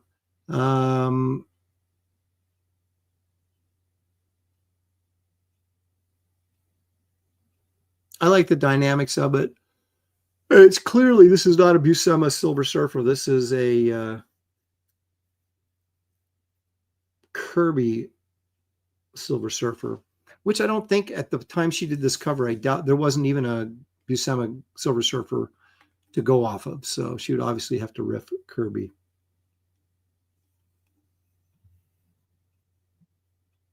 But a classic and an expensive book, because I think it's like the first Silver Surfer crossover story. I do collect Silver Surfer appearances, and you know, so I had to get this one. I got it a long time ago, and I could still afford it.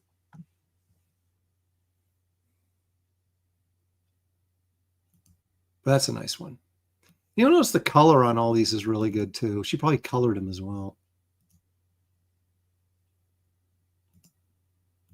Okay, now I know she split duties on this, but according to the CGC label here, it says Marie Severin and Gene Colan cover. So I don't know if that means that part of it's Colan, part of it's Marie Severin. If Marie penciled it, Colan inked it. If Colan penciled some of it and Marie inked it, or Marie redrew something. I mean, it's hard to say. But this is a really cool. The only problem with it is MODOK's head compared to his arms and stuff isn't big enough. But I love this sort of like dynamic shot of, I guess, is it Bucky? It's Rick Jones, wasn't it? Oh, no, this is Bucky. I waited 20 years to do this. Ha! Can you imagine buying a comic book and it only be 20 years removed from World War II? Oh, boy, that was a long time ago. But I always like this cover. And yes, I do own it. I am a Captain America collector. So I do have this comic.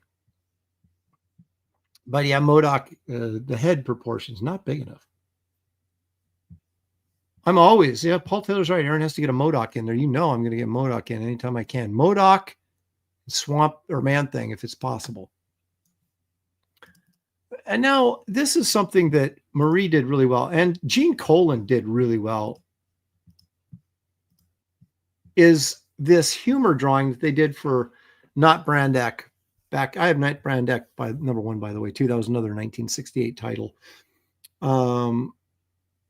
This is the first, as far as I know, as far as I can remember, this is the first comic book I read, because my brother was going in to get accordion lessons from this guy, and I would have to sit out in the lobby because my mom would drop my brother off to get accordion lessons, and then she would go visit one of her friends from church who lived like a couple blocks away, and I wasn't going to sit there with, you know, listen to two women chat.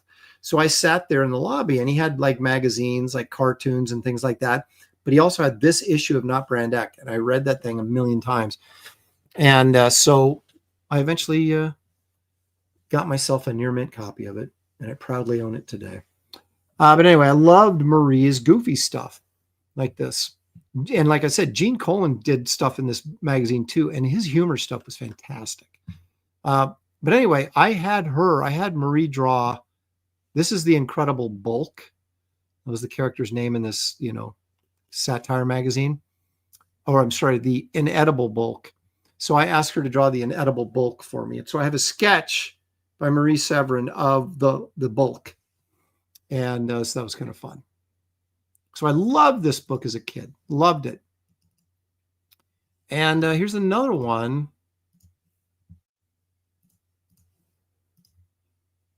This is Not Brand Deck 2.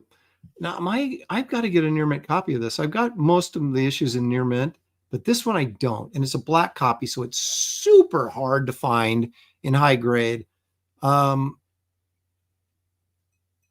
I just loved her sort of, she had this, Wally Wood did great humor stuff for Mad magazine or Mad comic before it became a magazine. And she's kind of riffing on that Wally Wood stuff here. But she does it really, really well. You got Knocked Furious, Agent of Sheesh versus the Blunder Agent. Ironed Man versus Magnet Robot Biter. Oh, Spidey Man versus Gnatman and Rotten. This series did not last long, 12 issues, but I loved it. And I love doing humorous drawings like this, but no one buys stuff like that. So that's why Hilary Barta was always inking, like superhero comics, because no one buys humor comics, and that's what he excels at. But anyway, so there you go. There's a couple covers from Marie that I just really like off one of my favorite series as a wee lad. Now look at this. The other thing about Marie, she's like Buscema and John Romita. They drew everything. So she did some Thor covers. I happen to really like this one. I don't know why, but I love this one. I don't own it yet, but it's on my list. I don't really get caught up buying this. I've had plenty of opportunities to get it. It's just that it's like a relatively inexpensive book. Like even in near mint, it's like $100 book, $120 or whatever. But I always think there's no value in it really, because it's just an average issue of Thor. But I really like the cover. And so I haven't got it yet, but I eventually will get it. But it was interesting. You can find Marie's covers on just about every book in the Marvel Universe. Here's another cover I absolutely love. I always thought this was Sal Buscema, but apparently it's Marie. Unless someone can correct me.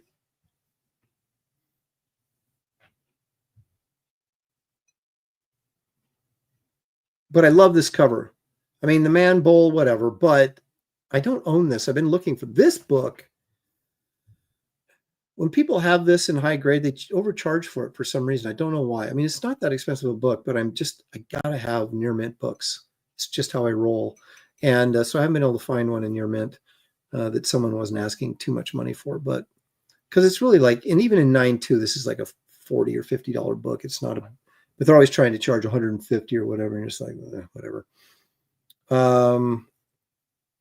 I like Daredevil's pose, this feels very Sal Buscema-y to me, but apparently it's Marie. So I give her credit because I love this cover. Love this cover. So that's also on my hit list. Daredevil 79. Now this, I think, is a particularly good layout. That's why it's on here. It's not necessarily one of my favorite covers, but I think it's a really effective cover. The La Brea Tar Pits. There's this whole story arc where Daredevil went to Hollywood.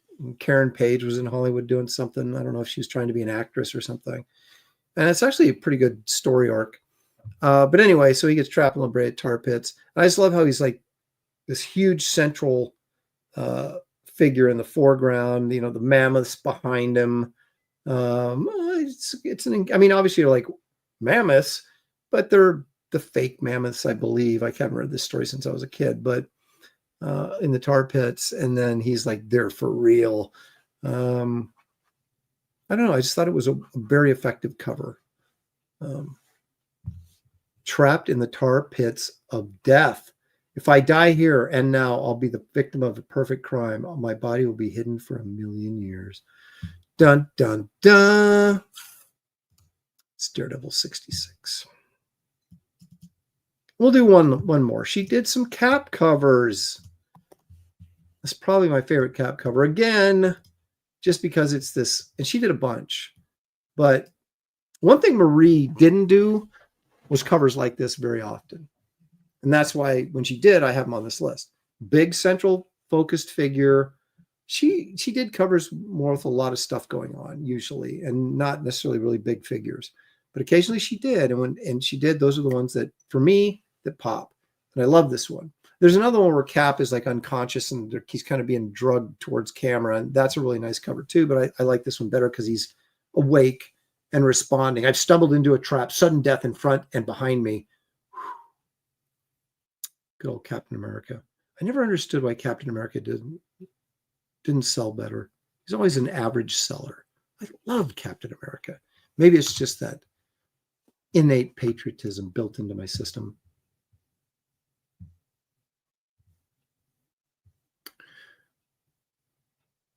Marcus Kilgore says, ink by Sid Shores. I assume he's talking about the previous cover. But anyway, I just think that, maybe Marie Severin doesn't get the props that she deserves for her contribution. And she's old school. This is, it's not Image. It's not even, John Byrne for that matter. But during the period of time that she was working in the 60s and the early 70s when she was doing stuff like this, it was good stuff. And I tip my hat to good old Marie Severin.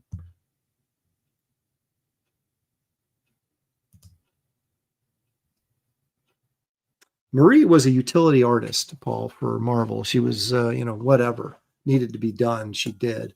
And I'm sure she did a lot of the color jobs on the covers as well, because that's what she did at EC, was color. And she's quite good at it. So her and John were quite the team.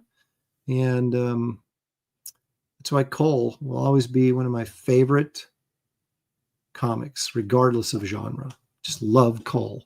When he was King. When he quit being King, he just became Conan, and then who cares? But when he was King, he was cool. Yes, she did. Yes, she did. But I didn't like Bill Everett's inks over her that much. That's why none of those are on here. Whatever. Good old Bill Everett. Okay. Well, we have, I'm looking at my whole list here, and we've covered quite a bit of stuff. And it's 5:30, so we're almost near the end, but we're not quite near the end because there's still one thing that we have to do.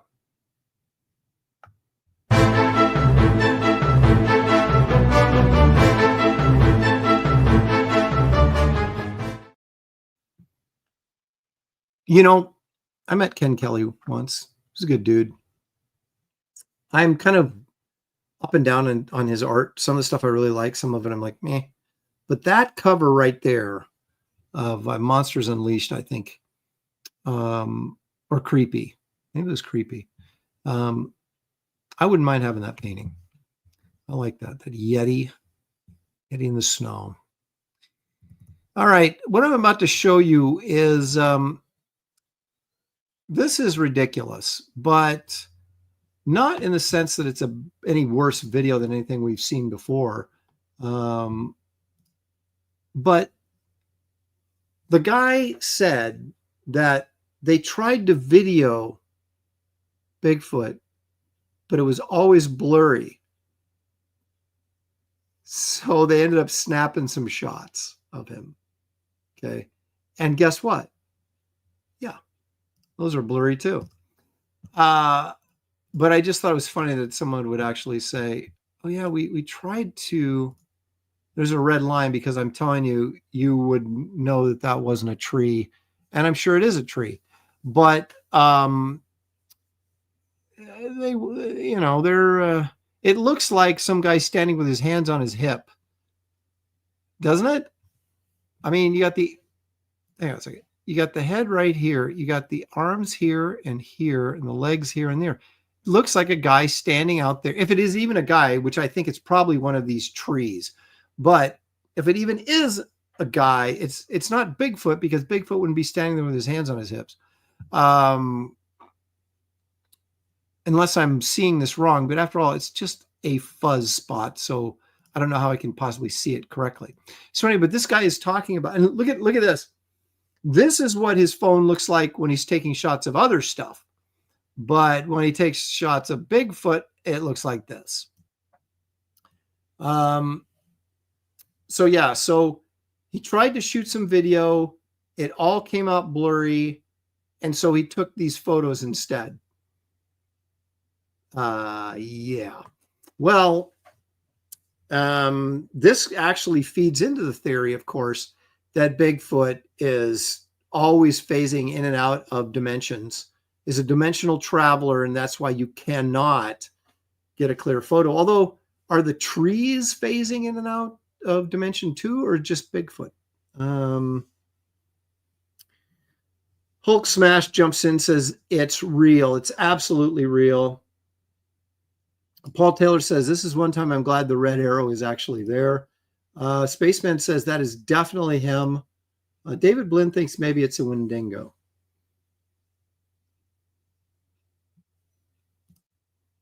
Henry Jeremick, getting back to Marie Severin, says, Aaron, almost surprised that you did not pick Submariner number 22, one of my favorites. I believe, isn't 22, is that Doctor Strange? I almost picked it. Almost picked it.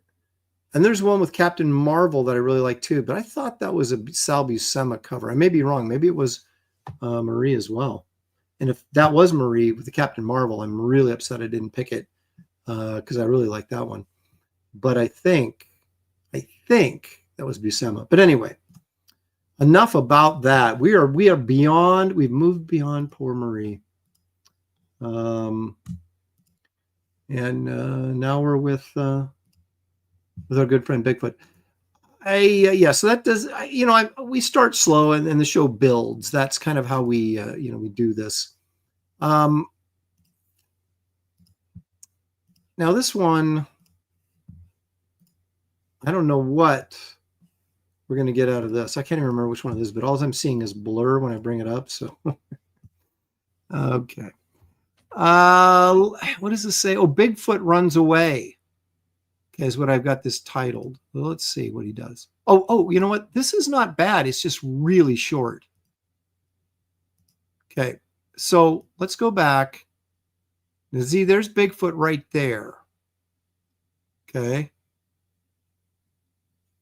It's kind of clearish, right? Okay, so it starts right here.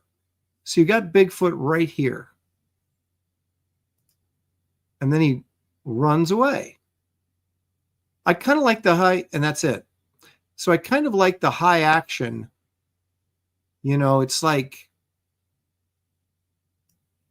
it's almost like he said, he's got his friend in his suit and he says, ready, action. And then he runs away. Like the hand sweeping back the brush right there. That's a nice touch. Right there. Look at that. He's hitting the tree. So he's clearly been seen, and he knows he's been seen, and he's very shy. And but man, this is a quick video. And then it's over. There he is. It's over. There he is. And it's over. There he is. And it's over. But for as short as this is, I don't mind it that much. I think it's, it's got a little bit of action to it. It's not the typical Bigfoot strolling through the woods. Now, obviously, we can't see enough to make any judgment other than it's his buddy in a costume. But I think, for a short 3-second video, not bad. It's not bad. Duck Bacon says, no, Aaron, you're completely wrong. That is a homeless dude. Paul Taylor says they need to stage this stuff better. Okay, Ted, come at me, growl and attack. I'll shake the camera and then run off. Exactly. The production values are bad. They need a skilled thespian and filmmaker like myself to go out there and make the ultimate Bigfoot video. And I want to do it. Better late than never. Greetings, Mr. Lopresti. Hey, J-Dub, thanks for joining us. Appreciate it, man. Past Master Dan, you're not buying any of this. He says it's fake all the way. J-Dub said there is no Bigfoot. I would have to agree, J-Dub, because if there is, we haven't found him yet, but we're still trying. We're just that glimmer of hope. David Blinn says, can't help it. I was in the pool with the pugs. Yeah, Dr. Strange. We're back to Marie Severin here with Henry in the graveyard. Yeah, I really like that cover. In fact, I own that cover, but I didn't pick it. It was so close. It was that close. Paul, see, you guys are ripping on Dr. I liked him with the blue mask. I thought he looked more like a superhero, but that's the kid in me. I mean, I get the fact that, he's iconic the way he is. He doesn't need a mask, but they were trying to boost sales on a sagging book. And I thought he looked cool. I liked the blue mask. I did. I admit it. But I'm, Creative Face says it's real fake is what it is. Okay. So not a lot of people are buying into this. But I do, for a short clip. Let's watch it one more time. For a short clip, it's got a lot of action in it. Huh? We saw this one before. This is another clip of the camera on a dog's back, and then he sees Bigfoot right here and doesn't bark or anything. Yeah. Have you ever seen a dog out in the woods run across some sort of animal or creature and not bark? Unless it's your master in a costume. But that's a video for another time because we've already seen it. We're not going to revisit old news. We want fresh stuff. All right. This irritates me, and I'll tell you why. This is,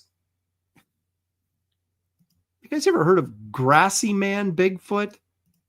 Yeah, let me get to this in a second. This is just a photo. Look at this. Look at this.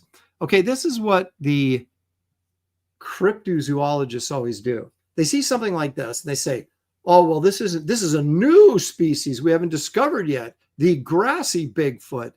No, it's some dude in a ghillie suit. I mean, are you kidding me? So instead of accepting the reality that this is fake, they sit there and go, no. It's a new cryptid that we have. Because I guess if you're a cryptozoologist, that's your livelihood, right? Is finding mysterious creatures that no one else has found and will ever find again. But I mean, so this is the Grassy Man Bigfoot, which is now a new species of Bigfoot, apparently.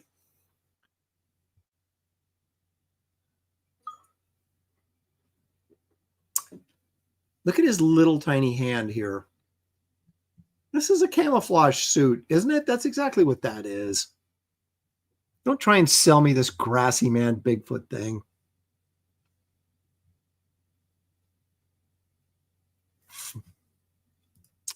Cloak Smash wants to know when we're going to get Bigfoot in Wraith of God.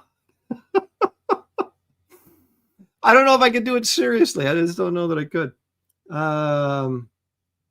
Corey Landis, Stu, when Wraith of God better fight Bigfoot. It seems like we're building to it. I'll tell you right now, if I do a Bigfoot, he's going to get killed at the end because I don't like this friendly Bigfoot crap. We want a Bigfoot that's going to really tear your head off. Duck Bacon says this is Snuffleupagus. Now that I would believe. So there you go. That's Grassman Bigfoot. Oh my gosh. Well, Angela Curry is suggesting it might be Kelsey. Only Kelsey and God knows where Kelsey's at right now. But we want him back. I do. All right. Now, okay. This is apparently in somebody's security cam in their backyard. Again, I'm like, who has a security cam with a shot this tight? But I'm thinking what it is it's a bigger picture, but they zoomed in to make it even more out of focus. So let's see what might be lurking in your backyard. It's right there, folks. Right, whatever that is, back here. We're to believe that is Bigfoot. I mean, even if that's real, it could be a bear. It could be this neighbor. I mean, you literally can see nothing except a dark shape. It could be the Blob. Where's Steve McQueen? Look at this. What kind of security cam do you have that's this out of focus? I mean, so let's say you get robbed, right? And the cops are like, well, at least you have a security cam. And you're like, well, yeah, I do, but it's kind of blurry. I mean, you can't get better resolution from your security cam than this. I don't care if they zoomed in. Oops. Look at that. I actually brought up the, when I was taping this, I was multitasking and got my scanner up there. I did a lizard for my son's birthday present. So that's what that was. I'll share it next week after I actually give it to him. So I'm almost embarrassed that I actually chose this one. It's so bad. But at least we can all admit that there's something there.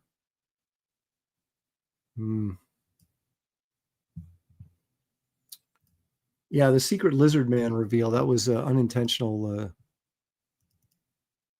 Now, actually, this one I kind of like. And when I say I kind of like, I mean relative to how much I hate everything else. So let's take a look here. This is, I got it tabbed Bigfoot in the Jungle.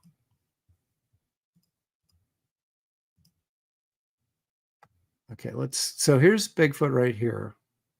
And you see these kind of trees right here? This looks very Florida-esque to me. Let's see. So there he is walking. And then we go to the snow. This is a different one that we've seen before. But this is relatively clear.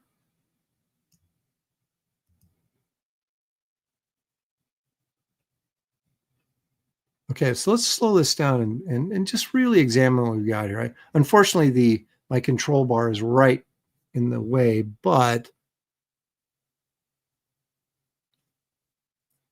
now this is interesting to me. Look how pitch black he is. It makes me think, would we not pick up some lighting details on him? But it doesn't appear that we are at all. So then I'm starting to question, was this added later?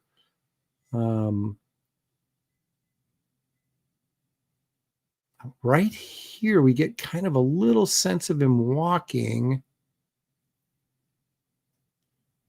But again, he doesn't look very big. It looks like more like I dressed my 12-year-old in a monkey suit and had him walk around in the jungle. But you can see his arms swinging a little bit. And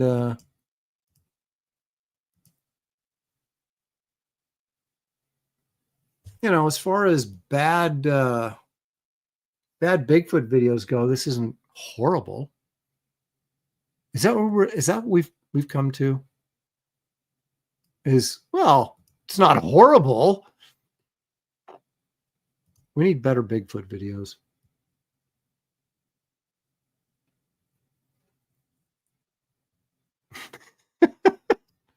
Okay. I'm getting quoted here by Corey Landis. When I say I like it, I mean everything is relative. Yeah. Yeah, if Andre the Giant could crush Bigfoot, if that's as big as Bigfoot is. Now, maybe since this looks to be more maybe possible tropical area, that this could be a skunk ape. And there's no one that actually has come out and said skunk apes are huge like Bigfoot. They're like the grass Bigfoot. They're like another made up cryptid. It's one thing to say, okay, there's Bigfoot, and okay, would push the Bigfoot narrative. But then every time you see something that, well, it's not big enough to be a Bigfoot, so therefore it must be skunk ape or palm tree monkey. I mean, it's like there can't be that many cryptids out there that no one's ever seen besides people with blurry cameras. Hulk Smash says, I know Bigfoot, and that's not him. Now let's see here. J-Dub says, Bigfoot is like Burns' Superman. He vibrates when sensing cameras are near. That could explain a great many things.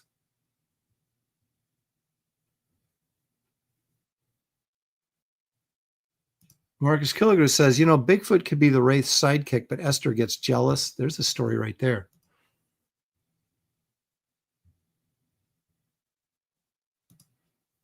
Mickey says, Aaron, Bigfoot is real. It was really a tall human with hypertrichosis. Did you get that information while visiting the circus one day? What are we talking about here, Mickey?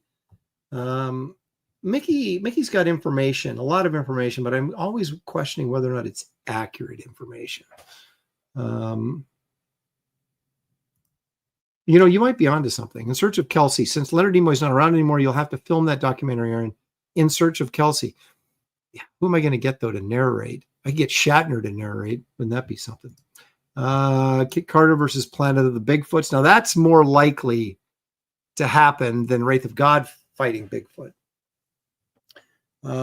Actually, the next Kit Carter story I do, if I do another one, I'm not making any promises, would be Kit Carter versus the Astro Zombies, because that was the original concept I had for Kit, was Kit Carter versus the Astro Zombies. So that would probably be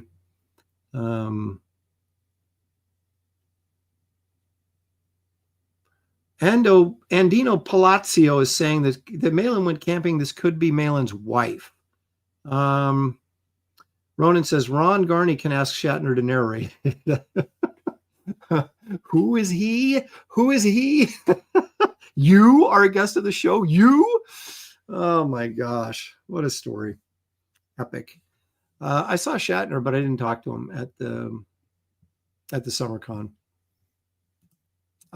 Guy's 94 years old and still going strong, man. That's amazing to see someone 94 years old and just moving like he's moving.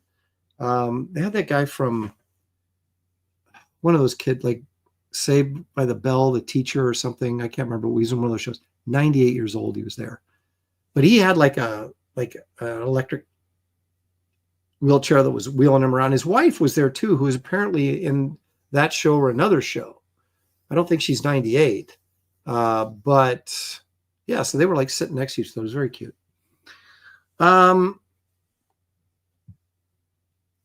Oh, Danky Frankie's right. He says Marcus is right. Wraith, Esther, Bigfoot, love triangle. Ooh.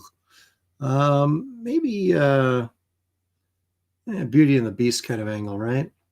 I already know what the next Wraith of God is, so, and it ain't Bigfoot. That's all I'm saying.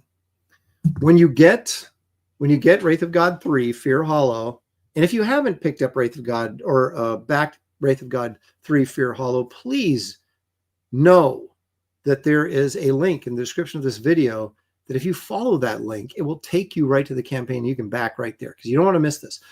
But at the end, when it says the end, it'll say next, ... and then it will tell the title of the next Wraith of God adventure. And that will pretty much give it away when you see that. So, and then you'll go, of course, what took him so long? But I've said enough. I've said too much already. So again, I want to remind everybody, I do have the campaign, Wraith of God, Fear Hollow. Links in the description of this video. Please check it out if you haven't done so already. Please hit the like and subscribe. We've got over 350 people right now watching. If you're not all on Twitter, if you're watching on YouTube, hit the like and subscribe. Helps the channel grow. Helps give me motivation to continue to be here every week for your enjoyment. So thank you all. I hope you guys had a great 4th of July weekend as it's coming near to an end here. But please enjoy the remainder of your Sunday evening. Stay wise and healthy and happy and all those good things. Remember to join us for Graybeard's Studio on Wednesday and the Professionals on Tuesday. And occasionally I show up on Comicsgate Kings to Draw. I don't know that I'll be there tomorrow because they're doing Star Wars, and I hate Star Wars. But, do I say that out loud? I don't hate Star Wars, but I don't love it either. Okay, so anyway, thanks you guys. Appreciate it. All the chat, the super chats, all the good stuff. Appreciate you guys. Thank you so much. We'll see you next time right here on Aaron Live. Bye-bye.